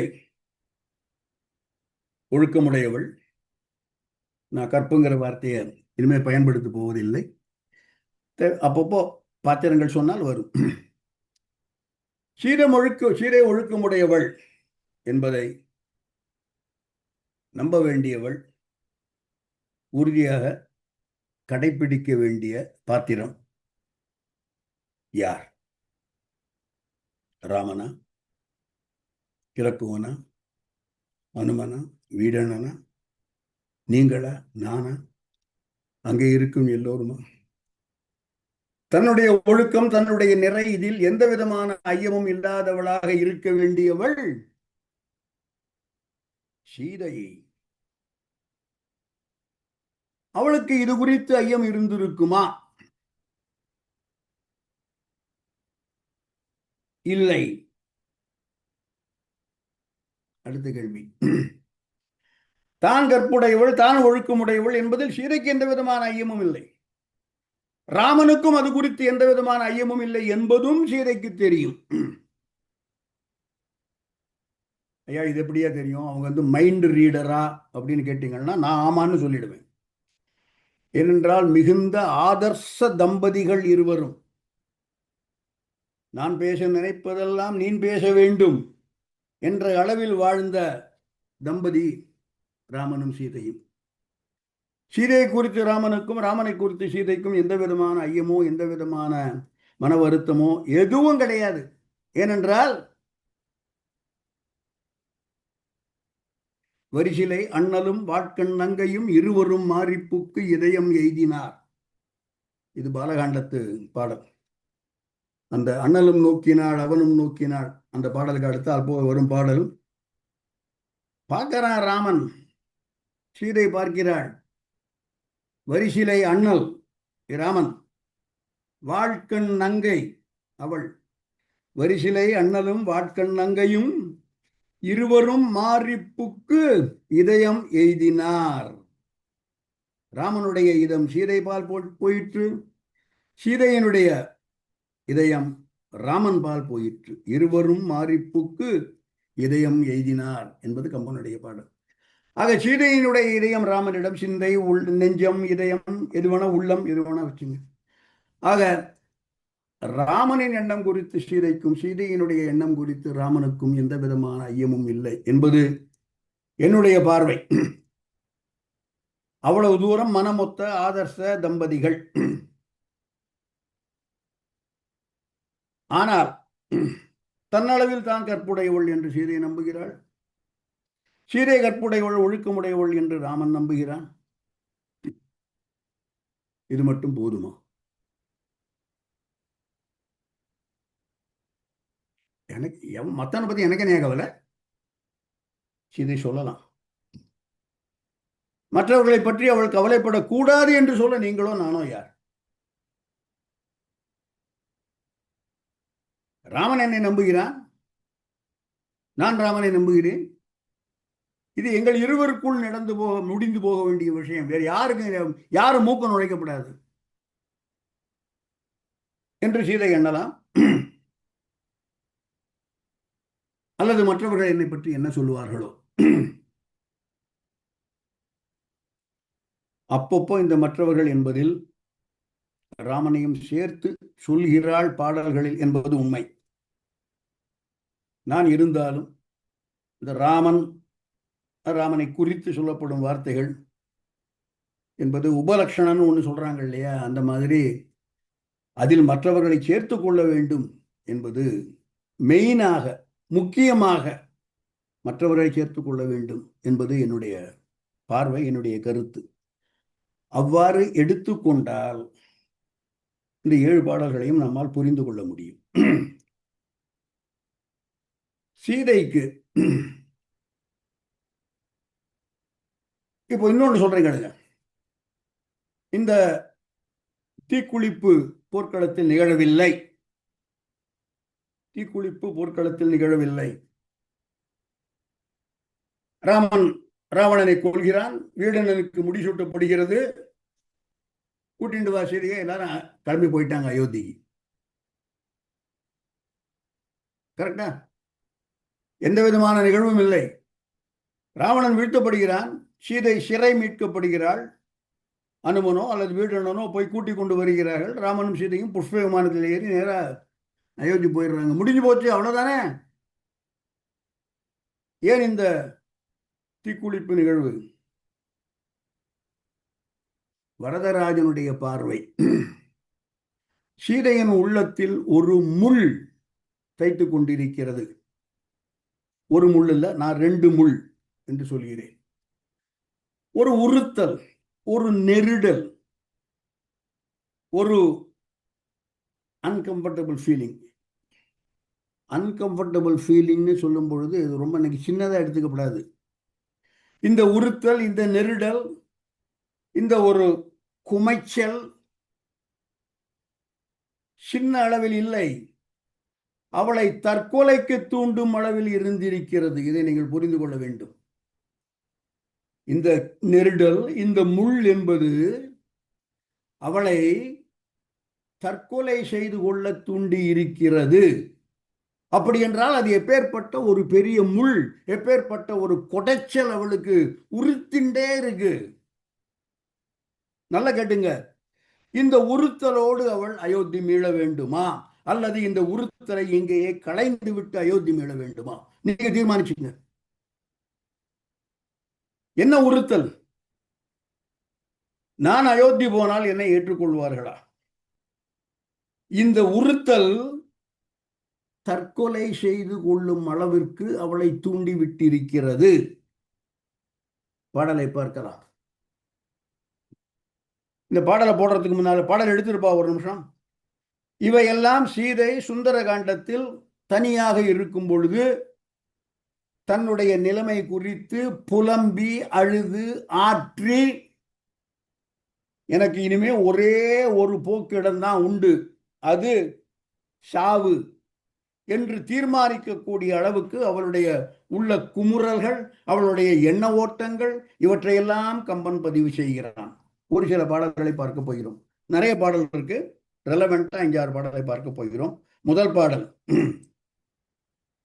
பொறையிருந்து ஆற்றி என் உயிரும் போற்றினேன், அறையிரும் கடல் அவர் காணும் ஆசையால், நிறையிரும் பல்பகல் நிருதர் நீள்நகர், சிறையிருந்தேனை அப்புனிதன் தீண்டுமோ.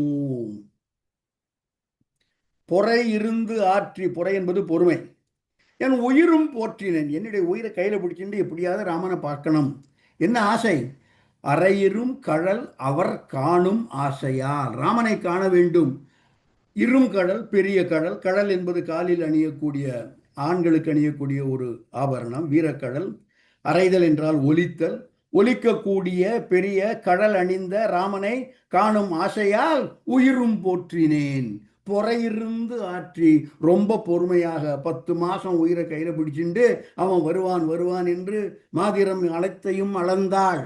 சுருதி நாயகன் வரும் வரும் என்று மாதிரம் அனைத்தையும் அளந்த கண்ணாள் என்பான் கம்பன். என் உயிரும் போற்றினேன். எவ்வளவு நாள் இருந்திருக்கா? நிறையிரும் பல்பகல் நிருதர் நீள்நகர். பல்பகல், பல நாட்கள். பகல் என்பது பகல் இல்லை, பகல் என்பது நாள் என்ற அர்த்தத்தைத்தான் கம்பராமாயணத்தில் பல இடங்களிலும் வந்திருக்கிறது. பல நாட்கள் நிருதர் நீள்நகர் சிறை இருந்தேனை, நான் சிறையில இருந்தவன், என்னை ராமன் ஏற்றுக்கொள்வானான்னு கேட்கல, அப்புனிதன் தீண்டுமோ. இந்த இடத்தில் புனிதன் என்பதை நீங்கள் புனிதன் என்று மட்டுமே புரிந்து கொள்ளலாம். புனிதன் பிளஸ் அயோத்திமார் அல்லது உலகம் என்று நான் புரிந்து கொள்கிறேன். ஏன்னா அது அடுத்த பாடல் அதே வருது. இதே ராமன் ஏற்றுக்கொள்வானா என்பதோடு நிற்காமல், ராமன் ஏற்றுக்கொண்டாலும் மற்றவர்கள் ஏற்றுக்கொள்வார்களா என்ற அந்த ஒரு அச்சம். நான் ராமன் ஏற்றுக்கொள்வான் என்று இவள் நம்பினான் என்பதில் எனக்கு எந்த விதமான ஐயமும் இல்லை. மற்றவர்கள் ஏற்றுக்கொள்வார்களா என்ற ஐயம் இவளுக்கு இருந்தது. அடுத்த பாடல், உன்னினன் பிறர் என உணர்ந்தும் உய்ந்தவர், சொன்னன சொன்னன செவியில் தூங்கவும், மண்ணுயிர் காத்து இரும் காலம் வைகினேன், எண்ணினின் வேறு அரக்கியர் யாண்டையார் கொலோ. என்னை விட பெரிய ராட்சசி யாரையா இருக்காங்க? என்னை விட பெரிய ராட்சசி யார் இருக்கா? யார் சொல்றா? சீதை. உன்னினன் பிறர் என உணர்ந்தும், பிறர் என்னை உன்னினன், மற்றவர்கள் என்னை பற்றி எண்ணினார்கள். காம உணர்ச்சி மீது அல்லது கெட்ட வழியில் அல்லது தீமையான வழியில் பிறர் என்னை நினைந்தார்கள் என்று உணர்ந்தும், அதன் பிறகும் உய்ந்து உயிர் வாழ்ந்து, அவர் சொன்னன செவியில் தூங்கவும். என்னெல்லாம் சொல்லியிருக்கான் ராவணன், அவற்றையெல்லாம் காதில் கேட்டுண்டு மண் உயிர் காத்து என்னுடைய உயிரையும் பிடித்து கொண்டு இருங்காலம் வைகினேன். இரும் என்றால் பெரிய, இத்தனை காலம் நான் உயிரோடு இருந்திருக்கிறேன். என்னை விட ராட்சசி யாரையா இருக்கா? சொல்பவள் சீதை. அடுத்த பாடல்,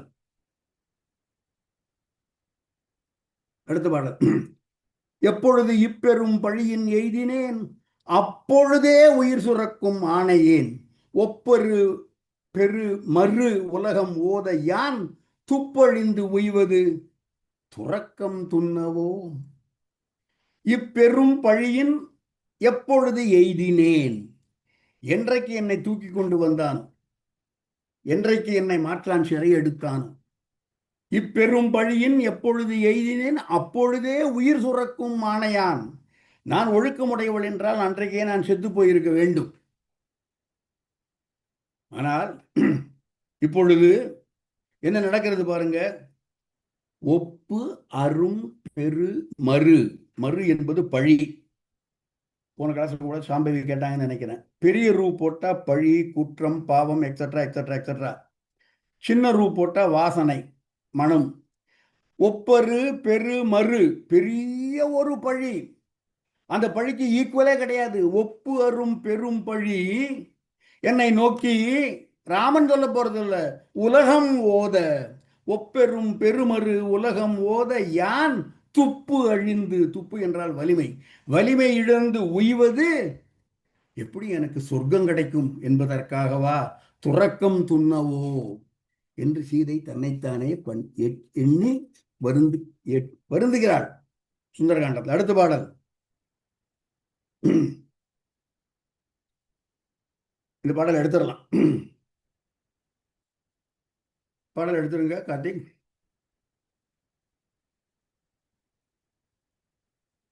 நான் சொன்னேன் இந்த இந்த தீக்குளிப்பு நிகழவில்லை. ராவணன் செத்து போனா ராமன் போச்சு, கிளம்பு போலாம், அயோத்திக்கு போலாம் என்று விமானத்தில் ஏறி கிளம்பி போய்விட்டார்கள் என்று வைத்துக் கொள்வோம். அயோத்திக்கு போய் சேர்ந்திருக்கா. யாரு? சீதை. யாராக இருக்கிறாள்? பட்ட மகிழ்ச்சி, ராஜமாதா. அப்படியே போறா, ரோட்ல தேர்ல போறா, இல்லைன்னா இங்கே போறா, கோயிலுக்கு போறா, ஏதோ ஒரு விசேஷத்துக்கு போறா, இல்லை ஒரு டான்ஸ் அரங்கேற்றம் இருக்கு, அதுக்கு ராமனும் சீதையுமா சேர்ந்து போறாங்க.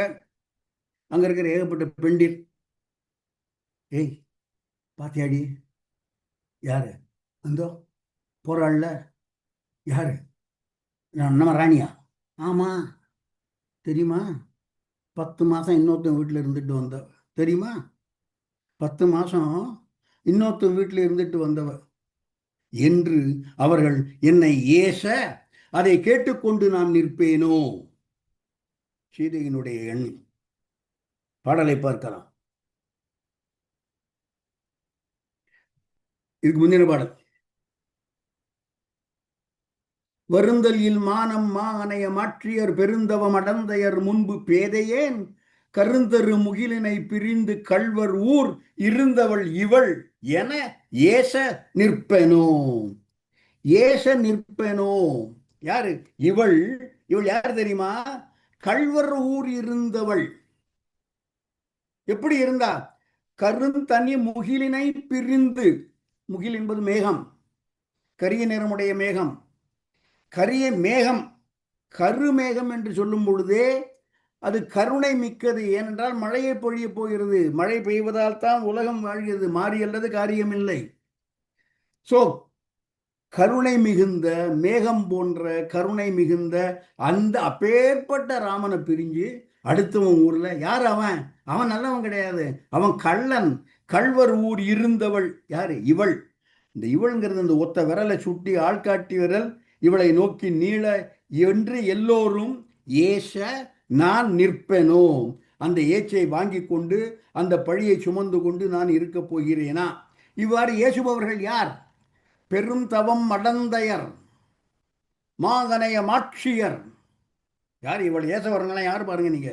மாகனைய மாற்றியர் பெருந்தவம் அடந்தையர் முன்பு, அவர்கள் முன்பு பேதையேன் நான் கருந்தனி முகிலினை பிரிந்து கள்வர் ஊர் இருந்தவள் இவள் என ஏச நிற்பனோ.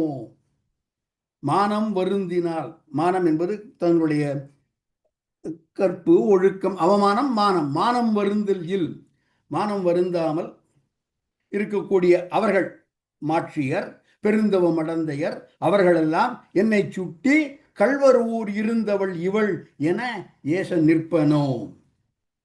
என்னால முடியாது. ஏசுபவர்கள் யார்? அயோத்தி நகரத்து பெண்டிர். ராமன் மட்டும் இல்லை. அடுத்த பாடல்.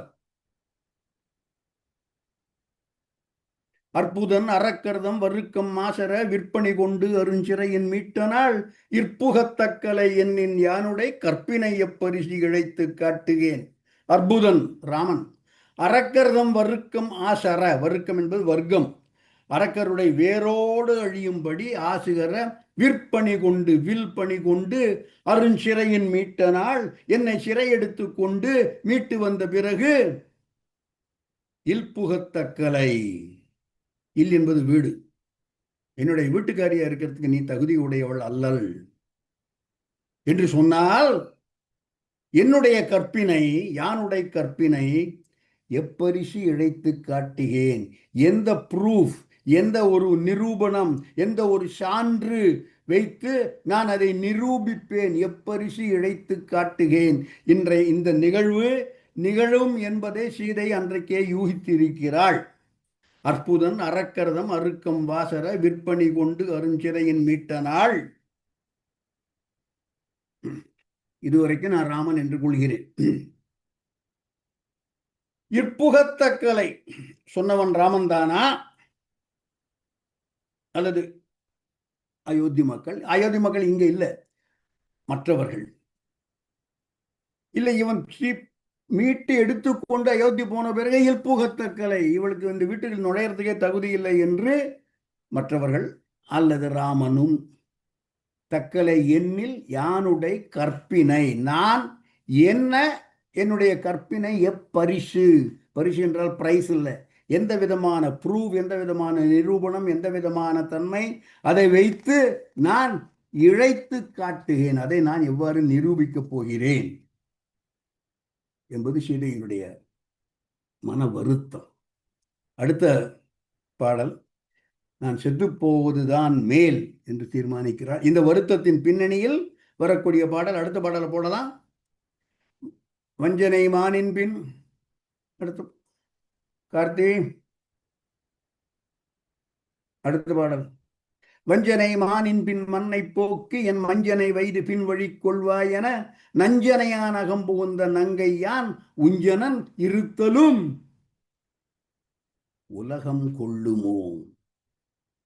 ராமன் மட்டும் இல்லை, உலகம் கொள்ளுமோ. வஞ்சனையாக வந்த அந்த, இப்ப தெரிகிறது அது வஞ்சனை மான் என்று, அப்பொழுது தெரியவில்லை. வஞ்சனை மானின் பின் மண், மண் என்னுடைய மன்னவன், மண்ணை போக்கி என் மஞ்சனை மைந்தன் என்னுடைய மகன். ஏனென்றால் அண்ணா அண்ணி என்பவர்கள் அப்பா அம்மாக்கு சமானம். வஞ்சனை மானின் பின் மண்ணை போக்கு என் மஞ்சனை வைது பின்வழி கொள்வாய் என, அவன் போன திசையிலேயே நீயும் போ என அவ்வாறு சொல்லி ராவணன் தூக்கிண்டு வல்ல நஞ்சனையான் அகம் புகுந்த நங்கை. நானாத்தான் ராவணனுடைய அரண்மனைக்குள்ள புகுந்திருக்கேன். நஞ்சனையான் அகம் புகுந்த நங்கை, அவன் தூக்கிண்டு வரல, நானா உள்ள வந்திருக்கேன். இப்பேற்பட்ட நான் உஞ்சனும் இருத்தலும், உயிர் வாழ்ந்து மீண்டும் இருத்தலை உலகம் ஒப்புக்கொள்ளுமா? அடுத்த பாடல், உலகம் ஒப்புக்கொள்ளுமா? ஆதலால் இரத்தலே அறத்தின் ஆறு என, ஆதலால் இரத்தலே அறத்தின் யாரெனா சாதல் காப்பவரும் என் தவத்தின் சாம்பினார் ஈதலாது இடமும் வேறு இல்லை என்றொரு போதுலாம் மாதவி பொதும்பர் எய்தினாள். ஆதலால் இரத்தலே அறத்தின் ஆறு, இதற்கு முன்னால் அவள் சொல்லும் வார்த்தை உலகம் கொள்ளுமோ. அந்த ரெண்டையும் நீங்க லிங்க் பண்ணி பார்க்கணும். ஆதலால் இரத்தலே அறத்தின் ஆறு, ஏனென்றால் உலகம் கொள்ளாது, எனவே செத்து போவதுதான் மேல் என்று சீதை தீர்மானித்து தற்கொலை செய்து கொள்கிறாள். நான் சீதை தற்கொலை செய்து கொண்டாள் என்றுதான் சொல்கிறேன். அனுமன் காப்பாத்தினான்கிறது ஒரு ஆக்சிடென்ட், அது ஒரு இன்சிடென்டல் நிகழ்வு. ஒரு செகண்ட் அனுமன் பின்னால் வந்திருந்தான்னா சீதை இல்லை.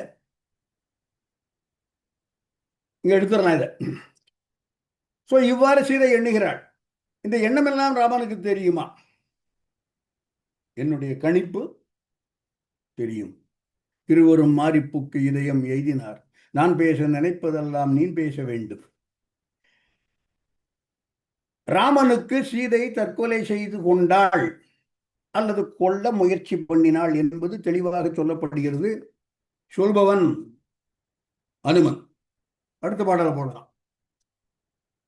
கார்த்திக், அன்னதோர் பொழுதில் நங்கை ஆறுயிர் துறப்பதாக உன்னினல் கொடி ஒன்றேந்தி கொம்படும் உரைப்பச் சுற்றி தன் மணி கழுத்தில் சார்த்தும் அளவையில் தடுத்து நாயேன் பொன்னடி வணங்கி நின்று நின் பெயர் புகன்ற பொழுதில் என்பது அனுமன் ராமனை பார்த்த பொழுது சொல்லப்பட்ட, ராமனுக்கு சொல்லும் பாடல்.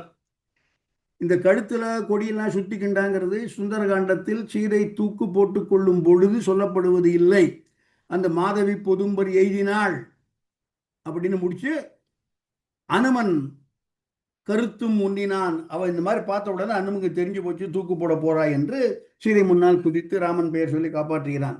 ஆனால் அது அப்பொழுது சொல்லப்படவில்லை. ராமனிடம் போய் சொல்லும் பொழுது, அன்னதோர் பொழுதில் நங்கை ஆறுயிர் துறப்பதாக உண்ணினள். அவள் செத்து போறதுக்கு தீர்மானம் பண்ணினாள். கொடி ஒன்று ஏந்தி, மாதவி கொடி ஒன்றை சுருக்கு கயிறாக போட்டு கொம்படும் உரைப்பை சுற்றி தூக்கல் மாட்டி தன் மணி கழுத்தில் சார்த்தும் அளவையில் தன்னுடைய கழுத்தில் ஏட்டு பூட்டி கொண்டாள். அந்த தருணத்தில் நான் தடுத்து நிறுத்தினேன். இது ஒரு சின்ன நயம். இந்த நிகழ்வுக்கு கொஞ்சமும் பொருத்தம் இல்லாத ஒரு நயம் இருந்தாலும் சொல்லலாம்னு நினைக்கிறேன். ராமா, நான் தடுத்து நிறுத்தினேன் தெரியுமா சீதைய. நான் மட்டும் அந்த நிமிஷத்துல ரொம்ப ஒரு பிரசன்ஸ் ஆஃப் மைண்டோட, ஒரு பயங்கர சென்ஸோட ஆக்ட் பண்ணாட்ட அவ போயிருப்பா என்று அனுமன் சொல்லி இருக்கலாம். அவனுடைய வார்த்தை பாருங்க, நாயேன். பணிவின் சிகரம் ஐயா அனுமன். அந்த சீதையை தடுத்து நிறுத்தியவன் நான். நாயேன் பொன்னடி வணங்கி நின்று நின் பெயர் புகழ்ந்த பொழுதில். இதை எடுத்துடலாம். ஸோ இந்த செய்தி சொல்லப்படுகிறது ராமனுக்கு. சீதை தன்னுடைய கழுத்தில் சுருக்கு போட்டுக்கொண்டு தூக்கு மாட்டிக்கொண்டு தொங்க இருந்தால் நான் போய் காப்பாற்றினேன். ராமன் எண்ணி இருப்பானா இல்லையா? நீங்க நினைச்சு பாருங்க. தற்கொலை செய்து கொள்ளும் அளவுக்கு சீதையை எது தூண்டி இருக்கக்கூடும்? என் மேல் வைத்திருந்த அவநம்பிக்கையா? சொல்லினால் சுடுவேன் என் தூயவன் வில்லின் ஆற்றலுக்கு மாற்றென்று வீசினாள் என்பது அவள் சொன்னது. அனுமன் அதை சொன்னானா இல்லையா தெரியாது. ஆனால் ராமனுக்கு நிச்சயமாக அவள் இவ்வாறு சொல்லி இருப்பாள் என்று தெரியும். சோ ராமன் வருவானா வரமாட்டானா, அந்த அவநம்பிக்கையினால் அவள் தற்கொலை செய்து கொள்ளவில்லை என்பது ராமனுக்கு தெரியும். ராமனுடைய ஆற்றல், ராமனுடைய வில்லாற்றல், இவற்றையெல்லாம் ராவணன் தூக்கி கொண்டு போகும்போதே யார் தெரியுமாடா அவன் என்று அந்த பெருமைகளை எல்லாம் சொல்லி இருக்கிறாள். ராவணன் வந்து பேசும் பொழுது கூட சொல்லி இருக்கிறார், விண்ணினை இடிக்க வேண்டின் மேருவை பிளக்க வேண்டின் என்றெல்லாம். ஸோ ராமனுடைய ஆற்றல் குறித்து அவளுக்கு ஐயமில்லை என்பது ராமனுக்கும் தெரியும். வேறு ஏதோ ஒன்று அவளை தற்கொலைக்கு தூண்டி இருக்கிறது. எதுவாக இருக்கும்? உலகம் ஏற்றுக்கொள்ளுமோ என்ற இந்த உறுத்தல் சீதைக்கு இருந்திருக்கிறது என்பதை ராமன் திடமாக நம்பினான். இப்பொழுது சொல்லுங்கள், இந்த உறுத்தலோடு அவன் சீதையை அயோத்திக்கு கூட்டிக் கொண்டு போக போகிறானா, அல்லது இந்த உறுத்தலை இங்கிருந்தே களைந்து விட வேண்டுமா?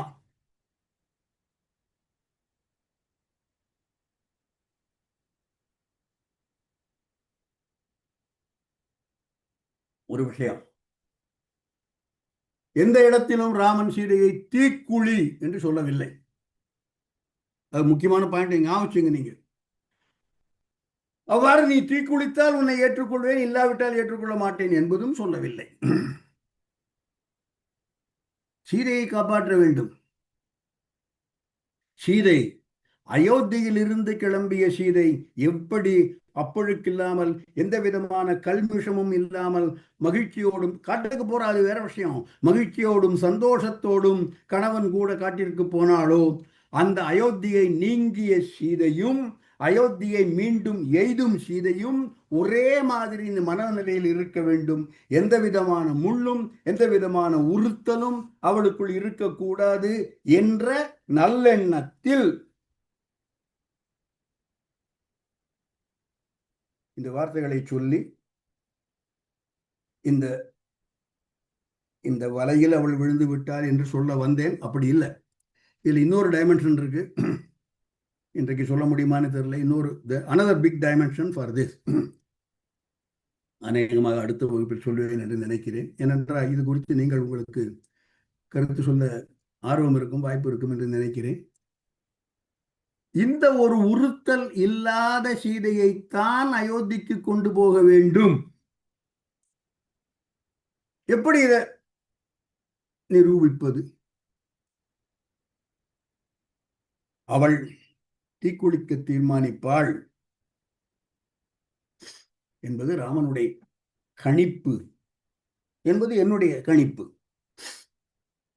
செத்து போனதான் சொல்றானே ஒழிய தீ குளித்து செத்துப்போ என்று ராமன் சொல்லவில்லை. ஏன் தீ குளித்தாள்? ஐயா, செத்துப்போ என்று ராமன் சொல்கிறான். சீதை போர்க்களத்தில் நின்று கொண்டு இருக்கிறாள். அவளை சுற்றி எத்தனை வீரர்கள், அவளை சுற்றி எத்தனை அரக்கர்கள், எத்தனை வானர வீரர்கள். பக்கத்தில் இருக்கிற ஒரு வீரனுடைய கத்தி எடுத்தோ ஒரு குருவாளை ஏற்றி தன்னுடைய நெஞ்சில் பாய்ச்சி கொண்டு இருக்கலாம். ஒரு வீரனுடைய வாளை எடுத்து தன்னுடைய கழுத்தை அறுத்து கொண்டு இருக்கலாம். இல்லை ஓடி போய் கடல்ல விழுந்திருக்கலாம். யாரும் தடுக்க போவதில்லை. ஏனென்றால் தீக்குளித்த போதும் யாரும் தடுக்கவில்லை. இவள் எந்த விதத்தில் செத்து போவது என்று தீர்மானித்திருந்தாலும் யாரும் அவளை தடுத்து இருக்க போவதில்லை. இவள் தேர்ந்தெடுத்த முறை நெருப்பு. ஏன்? இது ஒன்று. அதுல இன்னொரு டைமென்ஷனும் இருக்கு. சொல்லி முடித்து விடுகிறேன். ஏன் நெருப்பு? ஒரு கேள்வி.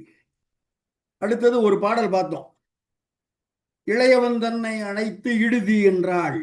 பாடல் பார்த்தோமா இல்லையா? இளையவன் தன்னை. ஏன் இலக்குவன்? ஐயா, போர்க்களத்தில் நெருப்பு மூட்ட வேண்டியிருக்கு. ஒரு அக்னிகுண்டம் தயார் பண்ண வேண்டும். நல்லா நினைச்சு பாருங்க. அக்னிகுண்டம் தயாராவதற்கு அக்னிகுண்டம் தயார்படுத்த வேண்டும். சீதை யாரை சொல்லி இருக்க வேண்டும்? வீடணன். அவன் இந்த நாட்டு மன்னன். ஒரு அரசாணை பிறக்கப்பட்டு ஒரு கவர்மெண்ட் ஜிஓவாக அந்த தீக்குழி தயாரிக்கப்பட்டு இருக்கும். வீடணன் செய்திருக்கலாம். இலங்கைக்குள்ள தீ வைக்கிறதுக்கு அது ஒரே ஒரு ஆள் தான் எக்ஸ்பர்ட், அனுமன். எல்லா மூளை முடுக்கிலும் தீ வச்சுட்டு வந்தவன். இலங்கையில் தீ வைப்பதற்கு அவன் தான் சிறந்தவன். டேய், நீ தீக்குழியை மூட்டு சொல்லியிருக்கலாமா இல்லையா? அனுமனை விட்டு விட்டாள், வீடணனை விட்டு விட்டாள். ஒண்ணுமே தெரியாது அப்பாவி. எங்க போய் விறகு வாங்குறது? தீப்பெட்டி எங்க கிடைக்கும்? மண்ணெண்ணெய் எங்க கிடைக்கும்? எவ்வளவு வாழும் குழி வெட்டணும்? ஒரு மண்ணும் தெரியாது. பாவம் இலக்குவன். டேய், நீ போய் தீக்குழி. ஏன்? தீயில் வீழ்ந்து விடுவேன் என்று அவனை மிரட்டி இருக்கிறாள். தீயில் வீழ்ந்து விடுவேன் என்று மிரட்டி அவனை அனுப்பினாள் ராமன் பின்னால். அந்த ஒரு உறுத்தல். 2 முள் என்று சொன்னேன். ஒரு முள், உலகம் என்னை ஏற்றுக்கொள்ளுமோ, செத்து போயிடலாம். இல்லைன்னா ப்ரூஃப், அக்னி சாட்சியாக. ஏன் அக்னி? நெருப்பில் விழுந்து நான் உயிரை மாற்றிக்கொள்வேன் என்று இலக்குவனை மிரட்டி இலக்குவனை அங்கிருந்து ராமன் பின்னால் ஓடச் செய்தது. அது இவளை உறுத்தி கொண்டிருக்கும் மற்றொரு முள். இந்த தீக்குளிப்பு நிகழாவிட்டால் அப்படியே அயோத்திக்கு போயிருப்பாள். ஆயுசு முழுசும் என் மச்சினனை கொன்னேனே கொன்னேனே சொன்னேனே சொன்னேனே என்று உருகி உருகி ஓடாய் போயிருப்பாள். ஏனென்றால் அவள் சொல்கிறாள். அடுத்த பாடலை போடலாம். கார்த்திக். என்னை நாயகன் இளவலை, என்னை நாயகன் இளவலை எண்ணலா வினையேன் சொன்ன வார்த்தை கேட்டு அறிவிலள் எனத் துறந்தானோ, முன்னை வீழ்வினை முடிந்ததோ என்றென்று முறையால் பன்னி வாய் புலர்ந்து உணர்வு செய்து ஆறுயிர் பதைப்பாள். சுந்தரகாண்டத்தில் தன்னை பற்றி சொல்லுகிறாள். என்னுடைய இளவலை நான் சொன்ன வார்த்தை கேட்டு. இது ரொம்ப முக்கியமான வார்த்தை. வான்மீகத்தில் ரொம்ப மோசமாக சொல்லப்படுகிறது இந்த வார்த்தை. என்னை பெண்டாள வந்த சண்டாளன் நீ என்று இலக்குவனை ஏசுகிறாள் வான்மீகத்து சீதை. என்னை பெண்டாள வந்த சண்டாளன். அண்ணன் போயிட்டான், என்ன வச்சுக்கலாமான்னு பார்க்குறியா நீ என்று அந்த அளவிற்கு இலக்குவனை மோசமாக மதிப்பீடு செய்து ஏசியவள். கம்பனில் நீ நிற்கும் முறை நெறி என்று ரொம்ப நாகரீகமா சொல்லிட்டு போயிட்டான் கம்பன். என்னை நாயகன் இளவலை எண்ணலா வினையேன் சொன்ன வார்த்தை கேட்டு வீடனை இலக்குவனை குறித்து நான் திட்டி ஏசிய வார்த்தைகளை கேட்டு என்னுடைய நாயகன் அறிவிலள், இது முட்டாள்மா, இது பைத்தியம், இது கீழ்ப்பாக்கத்து கேசு என்று என்னை துறந்து விட்டானோ என்று வருந்துகிறாள். இந்த முள் தேய்த்து கொண்டே இருக்கும். இதற்கு ஒரு பிராயச்சித்தம் வேணும். இந்த முள்ளை எடுத்து போடணும். ஒரு பிராயச்சித்தம். எவனை நெருப்பில் வீழ்வேன் என்று நான் மிரட்டினேனோ அவனிடம் நெருப்பு வாங்கி நான் மாண்டு போவேன் என்று அவனை நெருப்பு குழி வெட்ட சொல்கிறாள். நெருப்பு என்ற அந்த மீடியம் அதை தீர்மானிக்கின்றாள் சீதை. எனவே நெருப்பு தூய்மையை நிரூபிக்கிறது, அக்னி சாட்சி என்று சொல்கிறோம். எனவே நெருப்பு என்பதை சீதை தீர்மானிக்கிறாள். இலக்குவனை நெருப்பு என்று சொல்லி மிரட்டியதால் அவன் கையால் நெருப்பு வாங்கி அந்த தீயில் நான் பாய்வேன் என்று தீர்மானிக்கிறாள் சீதை. இது ராமனும் சீதையும் இலக்குவன் அறியாமல் மற்றவர்களும் அறியாமல் போட்ட ஒரு நாடகம் என்று நான் பார்க்கிறேன். இந்த ஒரு முடிவுக்கு சீதையை தள்ளுவதற்காக ராமன் சொன்ன சொற்கள். இது கொஞ்சம் கம்மியா சொல்லியிருந்தா நீர்த்து போயிருக்கும் அந்த வார்த்தைகள். சீதைக்கு மட்டும் இல்லை, இது மற்றவர்களும், முக்கியமாக இலக்குவனும் இதை கேட்டிருக்க வேண்டும். அப்பொழுதுதான் சீதை தீக்குழி உண்மையாக போய். அதனால் இவ்வளவு கடுமையான வார்த்தைகள் சொல்லப்பட்டன என்று வரதராஜன் புரிந்து கொள்கிறான். இதை ஏற்றுக்கொள்வதோ மறுப்பதோ இல்லை சார், நான் இன்னும் ராமன் மகா மோசம் தான் சொல்லுவேன்னா தாராளமாக சொல்லிக்குங்க. நான் என்னுடைய உரையை முடித்துக் கொள்கிறேன். இது குறித்து உங்களுடைய கருத்து இருந்தால் சொல்லலாம். அன்புடன், பணிவுடன், நன்றியுடன், வரதராஜன்.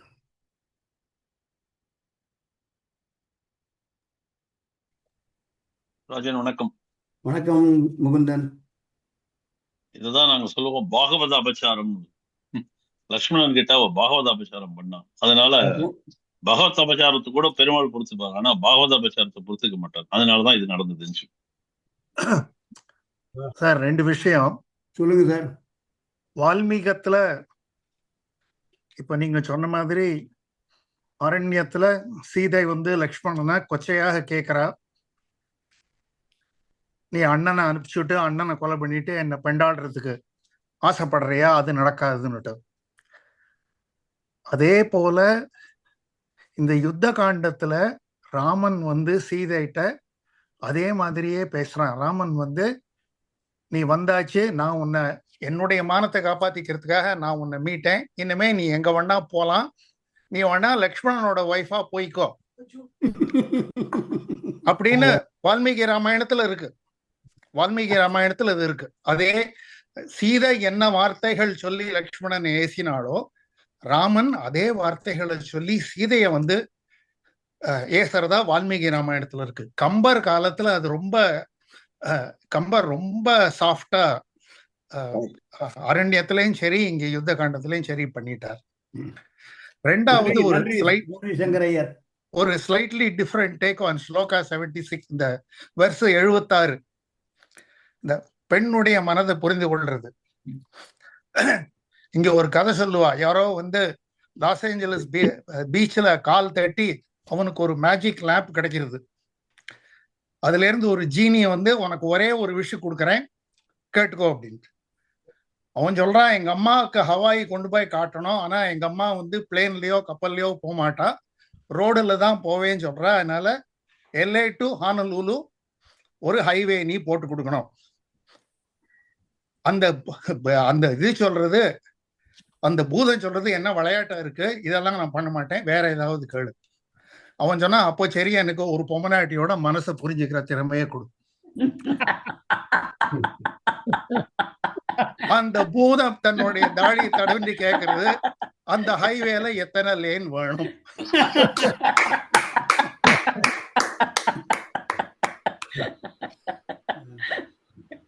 நன்றி சங்கரையர், நன்றி. ஐயா வணக்கம் மீனாட்சி. வணக்கம் மீனாட்சி. அதே பூதம் பே ஆஃப் பெங்காலுக்கு வந்தது. அது அப்புறம் என்ன கேட்டிருக்கோம், நாங்க என்ன கேட்டிருப்போம் உங்களுக்கே தெரியும். இவா ஜென்ஸ் எல்லாம் எப்படி இந்த லேடிஸ கிண்டல் பண்றதை நிப்பாட்டுவான்னு கேட்டிருக்கோம். அது நான் லேனே போட்டு தரேன், உனக்கு 4 லேன் வேணுமா 8 லேன் வேணுமான்னு கேட்டது. சரி ஐயா வணக்கம். இன்னைக்கு நிஜமா இந்த ராமனுடைய மேல இருந்த மரியாதை எங்கேயோ போயிடுத்து. அதே மாதிரி சீதை மனசுக்குள்ள என்ன நினைச்சுட்டு இருந்தாங்கிறது நீங்க சொன்னது நல்லா இருந்தது. அந்த சொல்லாத சொல்லின் செல்வனா அனுமன் எப்படி மாறினாங்கிறது ரொம்ப அழகா காமிச்சேன். எல்லாத்துக்கும் மேல உங்களோட டைமென்ஷன்ஸ் நான் நிறைய யோசிச்சிருக்கேன். எதுக்கு தீன்னு போனான்னு அதை இன்னைக்கு நீங்க ரொம்ப அழகா சொன்னேன். இதெல்லாம் ரொம்ப பிரமாதம். பட் எனக்கு ஒன்னே ஒண்ணு தோணினது என்னன்னா, இந்த கற்புங்கிறது ஒரு நெருப்பு மாதிரின்னு சொல்லுவா இல்லையா? இந்த நெருப்புக்கும் சீதைக்கும் ரொம்ப கனெக்ஷன் ஜாஸ்தி. ஆஞ்சநேயர் வால்ல நெருப்பு வச்ச போது கூட அவன் என்ன சொன்னான்னா, அவனுக்கு சுடக்கூடாதுன்னு வேண்டிண்டா. அதனுடைய தாக்கம் மத்த விஷயங்களுக்கெல்லாம் இருந்தது. ஆனா அந்த அனுமனுக்கு இருக்கக்கூடாதுன்னு. அந்த அனுமனுக்கு வேண்டிக்கிறச்சே நெருப்பு அவளுக்கு அனுகூலமா இருந்ததே. சோ அவ தேர்ந்தெடுத்த மீடியம் நெருப்பு வந்து ரொம்ப கம்ஃபர்ட் ஜோன் அவளுக்கா இருந்திருக்கும் அப்படிங்கறத நான் நினைக்கிறேன்.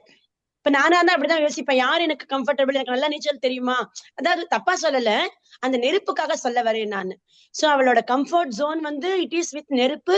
பிகாஸ் ஷீ இஸ் ஏ கற்பின் கனல். அது என்னது, அந்த அவளே ஒரு நெருப்பு கனலா கற்பின் கனலா இருந்ததால அப்படி தோணித்து ரொம்ப நல்லா இருந்தது. அதுக்கு நடுவுல நீங்க சொன்ன ஒரு நட்டு கேஸ், கீழ்பாக்கம் கேஸ் தான் கஷ்டமா இருந்தது. ஏன்னா எங்க வீடு இருக்கிறது கீழ்பாக்கத்துல.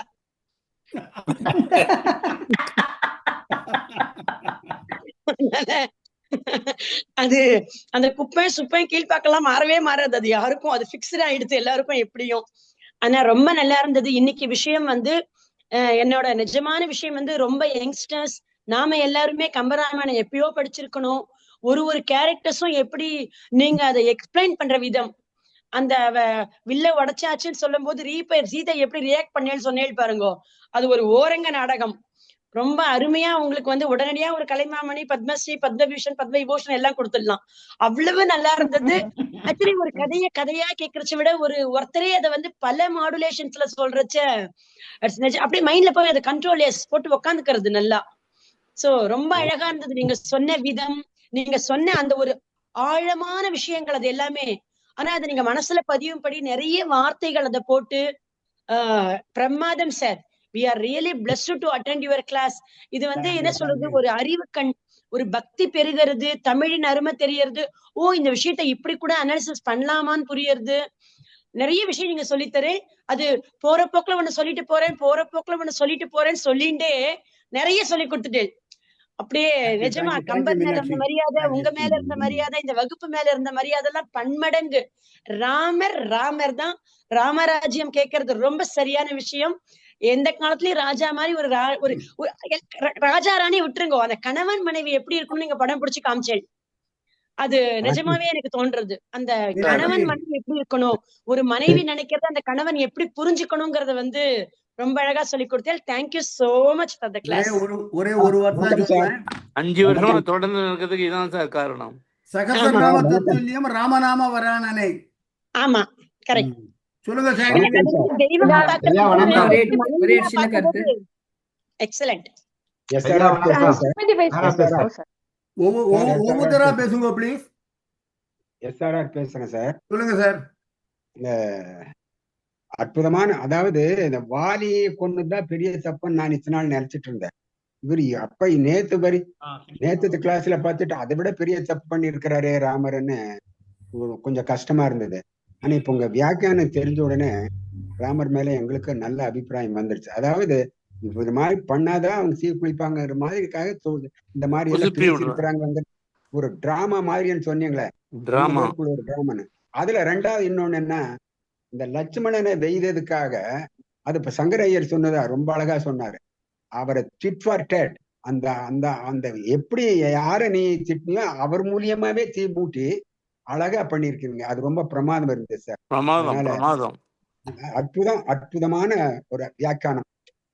Thank you very much. நமஸ்காரம். இதான் சொல்லணும்னு நினைச்சேன் நானு. பொதுவா நான் எப்பவுமே கருத்து சொல்றதுக்கு வரமாட்டேன், கேட்டுப்பேன், அவ்வளவுதான். நான் இன்னைக்கு மாமா கடைசியில முடிக்கச்சே வந்து கம்பனோட வார்த்தைகள்லயே வந்து நிறைய கற்பனை இருக்கும், நிறைய கோணங்கள் காட்டுவோம். கம்பனே வந்து அதை மிகைப்படுத்தி காட்டி அதை ஒரு வித்தியாசமான கோணத்துல காட்டினா, அதை இன்னும் இப்படி இருக்கலாமோன்னு நீங்க காட்டின இன்னொரு கோணம் வந்து அந்த சீதை தீக்குளிக்கிறதுக்கு பத்தி சொல்றது. அதுவும் அந்த கடைசி பாயிண்ட் சொல்ல வரும்போது, லக்ஷ்மணன் நீ அன்னைக்கு பேசினியே அதனால இது, அப்போ அந்த அந்த பாயிண்ட் எல்லாம் வந்து ரொம்ப இதுவா இருந்தது கேட்கும் போது. அப்போ நம்ம இன்னைக்கு என்ன சொல்றோம் அது நாளைக்கு நமக்கு திரும்புமோ அந்த ஒரு பயம் கூட மனசுக்குள்ள ஒரு நிமிஷம் அப்படி தடுக்குன்ற மாதிரி ஆனிச்சு. ரொம்ப அருமையா இருந்தது மாமா. எப்பவுமே வந்து கேட்டுட்டு அப்படி நான் போயிடுவேன், ஏன்னா கருத்து சொல்ற அளவுக்கு எனக்கு இங்க அவ்வளோ இது இல்லை அப்படின்னு நினைச்சுப்பேன். பட் இன்னைக்கு என்னால கண்ட்ரோல் பண்ண மாட்டேன். ரொம்ப அமேசிங்கான கிளாஸ். அதே மாதிரி மீனாட்சி சொன்னதும் அந்த ராமாயணத்துக்கு ராமரை பத்தி எல்லா இதுக்குமே அந்த புகழ்ல சொன்னதுல வந்து உங்களுக்கு இந்த இந்த விருதுகள் எல்லாம் இல்ல, உங்களுக்காக ஒரு தனி விருது தயாரிச்சு தான் கொடுக்கணும், தனியா ஒரு பேர் வச்சுதான் விருது கொடுக்கணும். கோஹினூர் வைரம் ஐயா சார் வணக்கம், மெட்ராஸ். நான் மேல பேசுறேன், பேசலாமா? எல்லாரும் பேசலாம். கார்த்திகேயன் நீங்களும் பேசணும்னு சொல்றீங்க போல இருக்கு. ஐயா ஆமா, நான் பேசணும். நான் சொல்லுங்க சுருக்கமா ஸ்ரீமதி. பேசுறேன். இந்த ராமபிரான் வந்து புருஷோத்தமன் மட்டும் இல்ல, அவருக்கு முக்கியமான இன்னொரு பெயர் இருக்கு, ரிஷிகேஷன். ரிஷிகேஷன் என்றால் உணர்வின் மூர்த்தி என்று விபீஷணன் சுவாமியை கூப்பிடுவார். அதாவது எல்லோருடைய உள்ளங்களிலும் உணர்ச்சியாக விளங்குபவன். சோ ஹிருஷிக ஈசன் என்பதுதான் சுவாமிக்கு எல்லாரும் வேதங்கள் எல்லாம் சொல்லுகின்ற பெயர் வந்து அதுதான். எல்லோருடைய உள்ளுணர்வையும் உணர்ந்தவன் மனைவியின் உள்ளுணர்வை உணர்ந்து கொள்ள இருக்க மாட்டானா? அதுக்காக இந்த ரிஷிகேஷன் என்ற பெயரால் அவனை வாழ்த்துவதற்கும் நான் இங்கே விரும்புகிறேன். புருஷோத்தமன் ரிஷிகேஷன் கூட. தேங்க்யூ ஸ்ரீமதி. ஐயா கார்த்திகேயன் நீங்க பேசலாம். இன்றைக்கு ஒரு கவிதையில அங்கேயர் நெல்லிக்கனி போல் என்று வந்திருக்கு, இரண்டாம் தரம் நெல்லிக்கனி போல என்று வந்திருக்கு. நெல்லிக்கனியில ஒரு விஷயம் முக்கியமானது என்னண்டா, மற்ற கனிகள் வாயில வச்ச உடனே இனிமே தெரியும், நெல்லிக்கனி வாயில வச்ச உடனே இனிமே தெரியாது. அதை கொஞ்சம் கடிச்சு சுவை கேட்க தான் இந்த இனிமே தெரியும். அது அறிஞ்சவர் தான் உணரலாமே தவிர உடனே இனிமே தெரியாது. நன்றி ஐயா, நன்றி, தேங்க்யூ. ஐயா பேசலாமா? வணக்கம். தாராளமா ஒரு நிமிஷம். மேனாவா சொல்லுங்க. சாம்பவி நீங்க பேசணும்னு சொன்னீங்க. ஆமா ஐயா, நான் வெயிட் பண்ணிட்டு இருக்கேன். சொல்லுங்க. சொல்லலாமா? வணக்கம் ஐயா. வணக்கம். இன்னைக்கு ராமருக்கு ரொம்பவே வக்காலத்து வாங்கிட்டீங்க. கம்பர் ரொம்பவே வக்காலத்து வாங்கினத நீங்க அழகா பின்னாடி போய் ராமர் வந்து எவ்வளோ தூரத்துக்கு வந்து சீதை மேல வந்து நல்ல அபிப்பிராயம், நல்ல ஒரு ஒப்பீனியன் வச்சுட்டு இருக்கார் அப்படிங்கறத வந்து ரொம்ப அழகா எடுத்து சொன்னீங்க. அதெல்லாம் கேட்கறதுக்கு சந்தோஷமா இருந்தது. ஏதோ கோபம் கொஞ்சம் குறைஞ்சதுன்னு சொல்லலாம், முழுசா குறையல எனக்கு இன்னும். பட் இருந்தாலும் ஐ திங்க் கொஞ்சம் இன்னும் அசை போட்டு கொஞ்சம் ஜாஸ்தி யோசிக்க இன்னும் நன்னா எனக்கு புரியும் அப்படின்னு நம்புறேன் நான். And so I wait and watch. But இருந்தாலுமே ராமர் வந்து சீதைய சொன்னதுக்கு பல காரணங்கள் இருந்திருக்கலாம். எனக்கு என்ன காரணம் ஏற்புடையதா இருக்குன்னாக்கா, இந்த லக்ஷ்மணனை வந்து அப்படி ஒரு சுடுசொல் சொன்னதுக்கு டிட் ஃபார் டாட், இப்ப உனக்கு உரைக்கிற மாதிரி நான் இந்த அப்படின்னு சொல்ற மாதிரி இருக்கு, அதனால தீ குளிக்கிறதுங்கிறது வந்து எனக்கு அது அக்செப்ட் பண்ணிக்க முடியுது. I mean it's very much justified. இருந்தாலும் ரொம்ப சில்லியா எனக்கு ஒரு கேள்வி என்ன வருதுன்னாக்கா, இவ பாட்டுக்கு தீ குளிக்க போயிடுறாளே, இவ அதுல இருந்து தீ குளிச்சு அதுல இருந்து அவ வந்து நல்லபடியா வெளில வருவாங்கிறது ராமருக்கு தெரியுமா? இல்ல ஏதாவது ஆயிடுத்துன்னா, விபரீதமா அசம்பாவிதமா ஆயிடுத்துன்னா என்ன ஆகும்னு ஒரு பயம் இருந்திருக்காதா? ஏன்னா இது சாம்பவி சொல்லுங்க சார். தெரியும். ஏன் இது வந்து you have to only surmise. Hanuman போய் என்னுடைய வால் வந்து நெருப்பு எனக்கு பிடிக்கவே இல்லை, ரொம்ப குளிர்ச்சியா இருந்தது அப்படின்னு அதனால அந்த அனுகிரகம் இருக்கு, அப்படி ஒரு அருள் இருக்கும் சீதைக்குங்கிற ஒரு தைரியத்துல அவர் வாயை பொத்திட்டு இருந்தாரா? இல்ல நிச்சயமா தெரியும்மா, நிச்சயமா தெரியும். You are begging the question. Rishikeshan சொன்னேன். ஓகே, இல்ல சரி, ஓகே. இது இப்ப நம்மளுக்கு தெரியும் ராமர் வந்து அவதார புருஷன்னு, பட் ராமருக்கு வந்து தான் அவதார புருஷன் அவருக்கு தெரியாது தானே? தெரியாது. அப்படின்றப்போ எந்த தைரியத்துல அவ தீ குளிக்க போறப்ப இவர் வாயை பொத்தின்னு இருந்தாருங்கிறது என்னுடைய ஒரு கேள்வி. அது ஒரு பக்கம் இருக்கட்டும் சார். எனக்கு இன்னொரு ஒரு கேள்வி எனக்கு மெயினா என்ன கேட்கணும்னாக்கா, இப்ப சீதை வந்து தன்னை வந்து தன்னுடைய கற்பு வந்து கொஞ்சம் பங்கம் ஆயிட்டு இருக்குமோன்னு அவளுக்கு ஒரு ஐயம் இருக்கு. ஏன்னாக்கா மாற்றான் ஒருத்தன் என் மேல ஆசை வச்சுட்டான் அப்படிங்கிறது, ராவணன் வந்து என்ன பார்த்து ஆசைப்பட்டுட்டான் அப்படிங்கிற ஒரு காரணத்தினாலேயே தன்னுடைய கற்பு கொஞ்சம் குறைஞ்சுடுத்து அப்படிங்கிற மாதிரி அவ ஃபீல் பண்றா இல்லையா? அண்ட் ஐயோ எனக்கு இந்த மாதிரி வந்து கற்புக்கு களங்கம் ஆயிடுத்தோ அப்படின்லாம் கவலைப்படுறப்போ எனக்கு அது ராமன் மேல எனக்கு அந்த கேள்வி வருது. சூர்பனக அவனை பார்த்து ஆசைப்பட்டப்போ அப்ப ராமனுடைய கற்புக்கும் பங்கம் ஆச்சா? ராமனுக்கு அந்த மாதிரி ஒரு ஐயமும் வரல இல்லையா? ஐயோ யாரோ ஒருத்தி மூணாம் மனுஷி என் மேல ஆசை வச்சுட்டாளே, அப்படி இருக்கிறப்போ என்னுடைய கற்பு குறைஞ்சு விட்டோன்னு அவருக்கு ஒரு விதமான ஐயமும் வரலையே. ஏன்? எனக்கு இந்த கேள்விக்கு விட இல்லைம்மா. To be very open. Okay, ஒரு சின்ன விஷயம். வால்மீகி ராமாயணத்துல ராமருக்கு தான் அவதார புருஷன்ங்கிறது தெரிஞ்சதாவே காட்டுறது இல்ல. கம்பராமாயணத்துல உண்டு இல்லைங்கிற ஒரு நிலையில் இருக்கு. சில சமயத்துல அவருக்கு தெரிகிறது, சில சமயத்துல அவருக்கு தெரியாது. இதுல வந்து துளசிதாசரோட ராமாயணத்துல ஆரம்பத்தில இருந்து ராமருக்கு அவதார புருஷன்ங்கிறது 100% தெரியும் பிறப்புல இருந்து. சோ அது ஒவ்வொரு பீரியட் ஆஃப் டைம் அந்த கதையோட இன்டர்பிரேஷனே மாறி இருக்கு. அதுக்கு ஒரு காரணம் சங்கரையர், கம்பன் இந்த காப்பியம் எழுதும் பொழுது அவனுக்கு முன்னால் ஏகப்பட்ட ஆழ்வார்கள் ராமனை கடவுளாக தமிழ்நாட்டில் எஸ்டாப்ளிஷ் பண்ணிட்டாங்க. கோயில்ல வந்துட்டு வால்மீகி மாதிரி முழுக்க மனுஷன்னு கம்பனால் சொல்ல முடியவில்லை. கரெக்ட். அவன் காலத்தில் 12ஆம் நூற்றாண்டுன்னு வச்சுட்டா ரொம்பவே 9ஆம் நூற்றாண்டு வச்சுட்டா கூட, ஏன்னா ஆழ்வார்கள்லாம் 6, 7 அந்த மாதிரி நூற்றாண்டுகள். ஸோ கம்பன் ராமாயணம் படைக்கும் பொழுது ராமன் இறைவனாக ஒப்புக்கொள்ளப்பட்ட சூழல் தமிழ்நாட்டில் ரொம்ப பிரபலமாக இருந்தது. எனவே அதையும் அட்ஜஸ்ட் பண்ணிட்டு சொல்ல வேண்டியிருக்கு. ஓகே, இன்னொரு ஒரு கேள்வி எனக்கு, இன்னொரு ஒரு கேள்வி. இப்ப லக்ஷ்மணனை வந்து சீதா அவ்வளவு தூரத்துக்கு வந்து ஒரு வார்த்தை சொன்னதுக்கு இப்போ அவளுக்கு வந்து அதை உணர்த்துற மாதிரி வந்து நீ செத்து போன்னு சொல்லிருக்கலாம். பட் அது வந்து இட் ஹேப்பன்ட் ஒன்லி பிட். அது விஷயம் வந்து லக்ஷ்மணனுக்கும் ராமருக்கும் சீதைக்கும் 3 பேருக்கு மட்டுமே தெரிஞ்ச விஷயம். அத காரணம் வச்சுட்டு இப்ப எல்லாரும் முன்னாடியும் நீ செத்து போன்னு சொல்றது எந்த விஷயத்துல? அது அவன் தனியா இருக்கு சொல்லிருக்கலாமே சீதை கிட்ட, நீ இந்த மாதிரி. சாம்பவி ஒரே ஒரு நிமிஷம். லக்ஷ்மணா, நான் பண்ணது தப்பு, ப்ளீஸ் எக்ஸ்கியூஸ் மீ அப்படின்னு சீதை போய் நீங்க தப்பே பண்ணல அப்படின்னு அவனுக்கு அந்த ஒரு ஒரு பிரைவேட் கான்வர்சேஷனா சீதை இலக்குவனிடம் மன்னிப்பு கேட்பதாக, தன்னுடைய பிழைக்கு வருந்துவதாக இங்கேதான் ஐ எம் டெல்லிங் யூ, இரண்டும் சேர்ந்து, ஒன்று நெருப்பில் மூழ்கி எழுந்தால் தான் தூய்மையானவள் என்று உலகம் நம்பும் என்ற அந்த நம்பிக்கை, செத்து போறதுக்கு உண்டான பிராசர் நெருப்பு என்பது இலக்குவனை அச்சுறுத்தியதால்.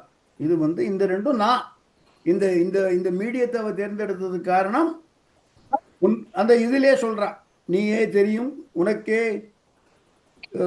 நீதான் சான்று உலகுக்கு என்று சீதை அக்னி தேவனை சொல்லுகிறாள். அக்னி சாட்சி என்பது அந்த காலத்தில் ஒப்புக்கொள்ளப்பட்டது. அதனாலதான் இல்ல, ஆனா எனக்கு இல்ல, ராமர் சீதையை வந்து இவ்வளவு தூரம் சுடுசொல் எல்லாரும் முன்னாடியும் வந்ததும் வராதுமா, அவளை சிறை மீட்டது உடனே இந்த மாதிரி ஒரு வார்த்தை சொல்றது வந்து எனக்கு கொஞ்சம் நெருடலா இருக்கு. நீங்கள் ராமனை மன்னிக்க வேண்டும் என்றோ ஒப்புக்கொள்ள வேண்டுமோங்கிற எந்த விதமான நிர்பந்தமும் இல்ல. அதுக்காக சொல்லல சார், இல்ல ஒரு நெருடல் இருக்கு. அண்ட் இன்னொன்னு வந்து கம்பர் வந்து ராமன் வந்து சீதைய சொல்றதுக்கு எவ்வளவோ வார்த்தைகள் கொடுத்தப்போ சீதை ரொம்ப ஈஸியா வந்து she just gives in. ஜாஸ்தி வந்து விளக்கம், தன்னிலை விளக்கமே கொடுக்காம, ஓகே நான் செத்து போறதுதான் பெஸ்ட், நான் இனிமே யாருக்கு நான் என்னத்தை ப்ரூவ் பண்ண முடியும், நீயே இந்த மாதிரி சொன்னதுக்கு அப்புறம் நான் யாருக்கு என்னத்தை ப்ரூவ் பண்றது அப்படின்னு சொல்லிட்டு உடனே வந்து she gives in without any fight. அதுவும் எனக்கு வந்து கொஞ்சம் கம்பன் வந்து கொஞ்சம் மோர் பார்ஷியல் டு ராம் அப்படிங்கிற மாதிரி எனக்கு தோன்றது. I could be wrong. ஏன்னா நான் இந்த காலத்துல இருந்து 21st century பெர்ஸ்பெக்டிவ்ல பாக்குறேன் நான் இந்த கம்பராமாயணத்துல. அது தப்புதான். நீங்க வந்து நான் வந்து இதை ராமன் சீதை இருவரும் அறிந்த நாடகம்னு சொன்னதுனால நான் 7 பாட்டு சொன்னா, நேற்று போன வாரம் நீங்க சொன்னீங்க இவ 15 பாட்டு சொல்ல போறாளா எண்ணின்னு இருக்கேன் அப்படின்னு. நீங்க it is not a question of tit for tat. Okay, மற்றவர்கள் மேனா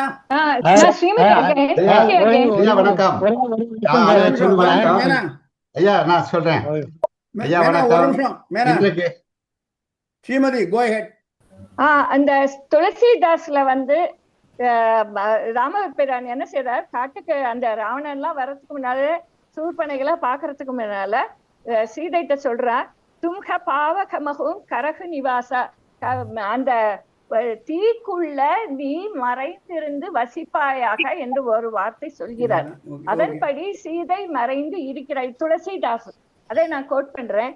அடுத்தாப்புல அதே இதெல்லாம் முடிந்த பிறகு என்ன செய்யறா, சீதா பிரதம அனல மகி பிரகட்ட கீங்கி சக அந்தர சாகி. அதை அடுத்தாப்புல அதையும் சொல்லுகிறார். இந்த ராமர் சீதையும் பார்க்கிற சமயத்துல நீ அன்னைக்கு நீ மறைந்து, அப்போ அங்க இதுவரைக்கும் இருந்தது சீதையோட பிரதிபிம்பம் தான், சீதை இல்லை, ஒரிஜினல் சீதை இல்லை அப்படின்னு துளசிதாசர் சொன்னதை நான் கோட் பண்ணியிருக்கேன். இங்க ரெண்டாவது போர் முடிந்து இந்த அக்னி பிரவேசத்துக்கு முன்னால அன்னைக்கு மறைந்திருந்த சீதை இப்பொழுது வெளி வரட்டும் என்று சொல்கிறார். அதையும் நான் கோட் பண்ணியிருக்கேன். தேங்க்யூ ஸ்ரீமதி.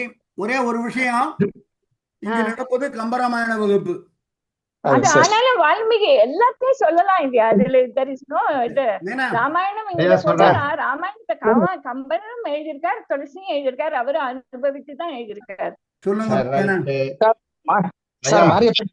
சார் மாரியப்பன் பெங்களூரு.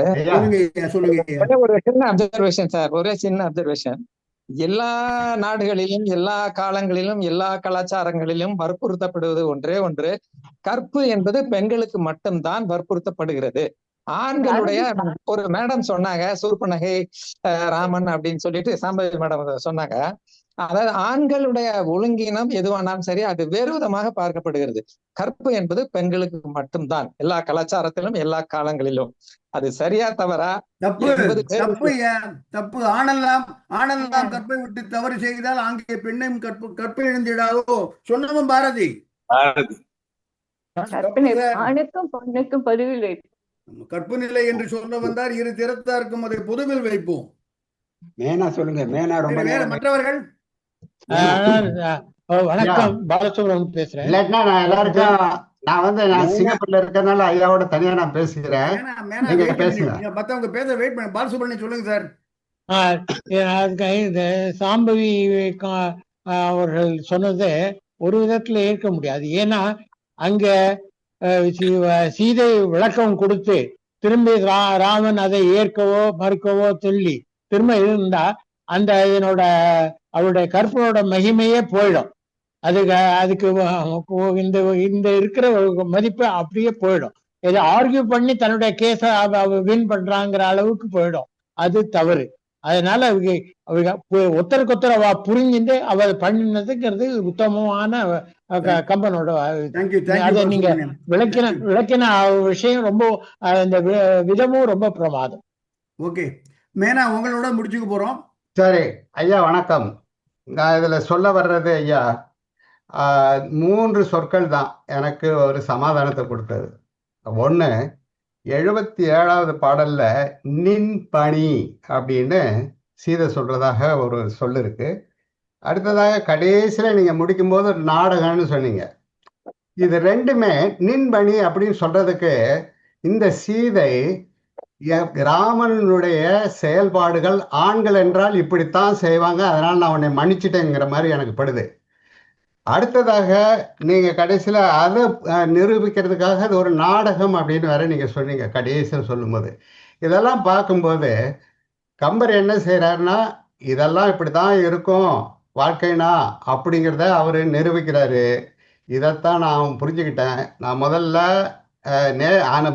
சென்ற படத்துல நான் ரொம்ப எனக்கு மனசுக்கு வருத்தமா இருந்தது. இந்த படத்துல எனக்கு தெரிஞ்சது இதை நல்லபடியா, அதாவது ஆண்கள்னா இப்படித்தான் இருப்பாங்க, அது நின்பணி. 76 முழு பாட்டு எனக்கு கிடைக்கல, அது நின்பணிங்கிற சொல்ல மட்டும் நான் எழுதி வச்சேன். 76 நீங்க பார்க்கலாம். நீ அப்படி சொல்றத அது ஆம்பளையா பிறந்த உனக்கு இது அது கடமைப்பா, நீ அப்படித்தான் சொல்லுவ அப்படிங்கிற மாதிரி இருக்கு எனக்கு. அதனால இது ஓகே, நீங்க சொல்றதை நான் ஏத்துக்கிறேன். ரொம்ப நன்றி, வணக்கம். ஒரு நிமிஷம், எல்லாருக்கும் மற்றவங்க யாரும் சொல்ல, நான் ஒன்றுதான் சொல்கிறேன். கம்பன் எழுதிய பாடல்கள், ராமன் பேசுவது, சீதை பேசுவது எல்லாமே இப்படித்தான் இருக்கின்றன. இதில் நம்ம யாரும் மாற்ற முடியாது. இந்த சூழலை எவ்வாறு புரிந்து கொள்வது, அதற்கு தோதாக சில விவரங்களை தேடி பார்த்தால், நான் சொன்ன மாதிரி 7 பாட்டில் மட்டும் டிசைட் பண்ணாமல் 10,000 பாடலையும் படித்து பார்க்கும் பொழுது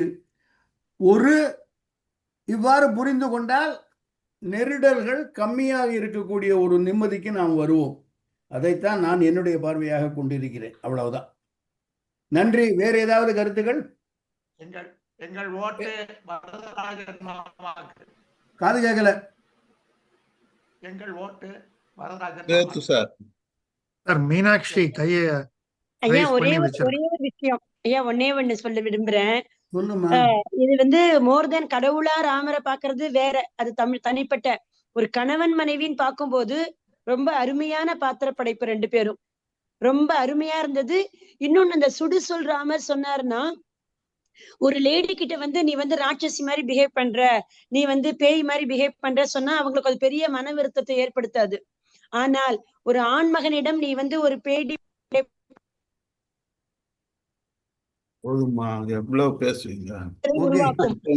அப்படி இருக்கும்போது அந்த சுடுசொல்லை சொன்னவள் சீதை ஆரம்பிச்சு வச்சது அது. அதுக்கான இதுக்கு இந்த பனிஷ்மெண்ட் கிடையாது. ஒட்டுமொத்தமா ஒருத்தவங்களுடைய மனமாற்றம் ஏற்படுத்துவதற்கு பல விதத்துல வந்து அந்த ஒரு மேனானவன் ஒரு தீர்மானம் எடுப்பான். அந்த விதத்துலதான் இந்த உங்க கனெக்ஷன் போயிட்டே இருக்குமா? மற்றவங்கள பேச விடுங்கம்மா, எல்லாரும் சொல்ல விடுங்க. எல்லாரும் பேசணும், ஒருத்தர பேசணும். வகுப்பை முடித்துக் கொள்ளலாமா? இன்னும் வேற யாராவது சுருக்கமா? சேதுராமலிங்கம். சேதுராமன் ஐயா வணக்கம். சொல்லுங்க ஐயா. சுருக்கமா அந்த பங்கே துருவனும் விடையின் பாகனுங்கிற பாடல்ல இருந்து எனக்கு பட்ட ஒண்ணு பகிர்ந்து கொள்கிறேன். உமையூர் பாகன் தான் சிவனை சொல்லுவோம், இவங்க விடையின் பாகன் சொன்னாங்க. ஸ்ரீனிவாசன் சொல்லல, சங்கு தாங்கிய கதர்மமூர்த்தின்னாங்க. அதாவது பெண்மை கலப்பில்லாத ஆண் தெய்வங்களை சொல்லி இவர்களும் கூட ஆண் பெண்களை புரிந்து கொள்ளவில்லை அப்படின்னு சொன்னாப்புல. அதுக்கு அடுத்த பாடல்ல வந்து அவர் ஐயா மேநாதன் கூட சொல்லிட்டு இருந்தாருல்ல, நின்பணின்னு வேத நின்பணி விதியும் அதுவே அந்த பாடல் தான் அவர் ரெஃபர் பண்ணாருன்னு நினைக்கிறேன். அந்த விதியும்னு அவங்க சொல்லும் பொழுது எனக்கு சுரீர்னு தச்சது என்ன அப்படின்னாக்கா, கிட்டத்தட்ட 2000 பாடல்களுக்கு முன்னால கைகை வர காட்டு போச்சுன அப்புறம் நதியின் பிழை என்ற நறும்பல் என்மேன்னு ஆரம்பிச்சு விதியின் பிழைன்னு முடிச்சார் அவர்.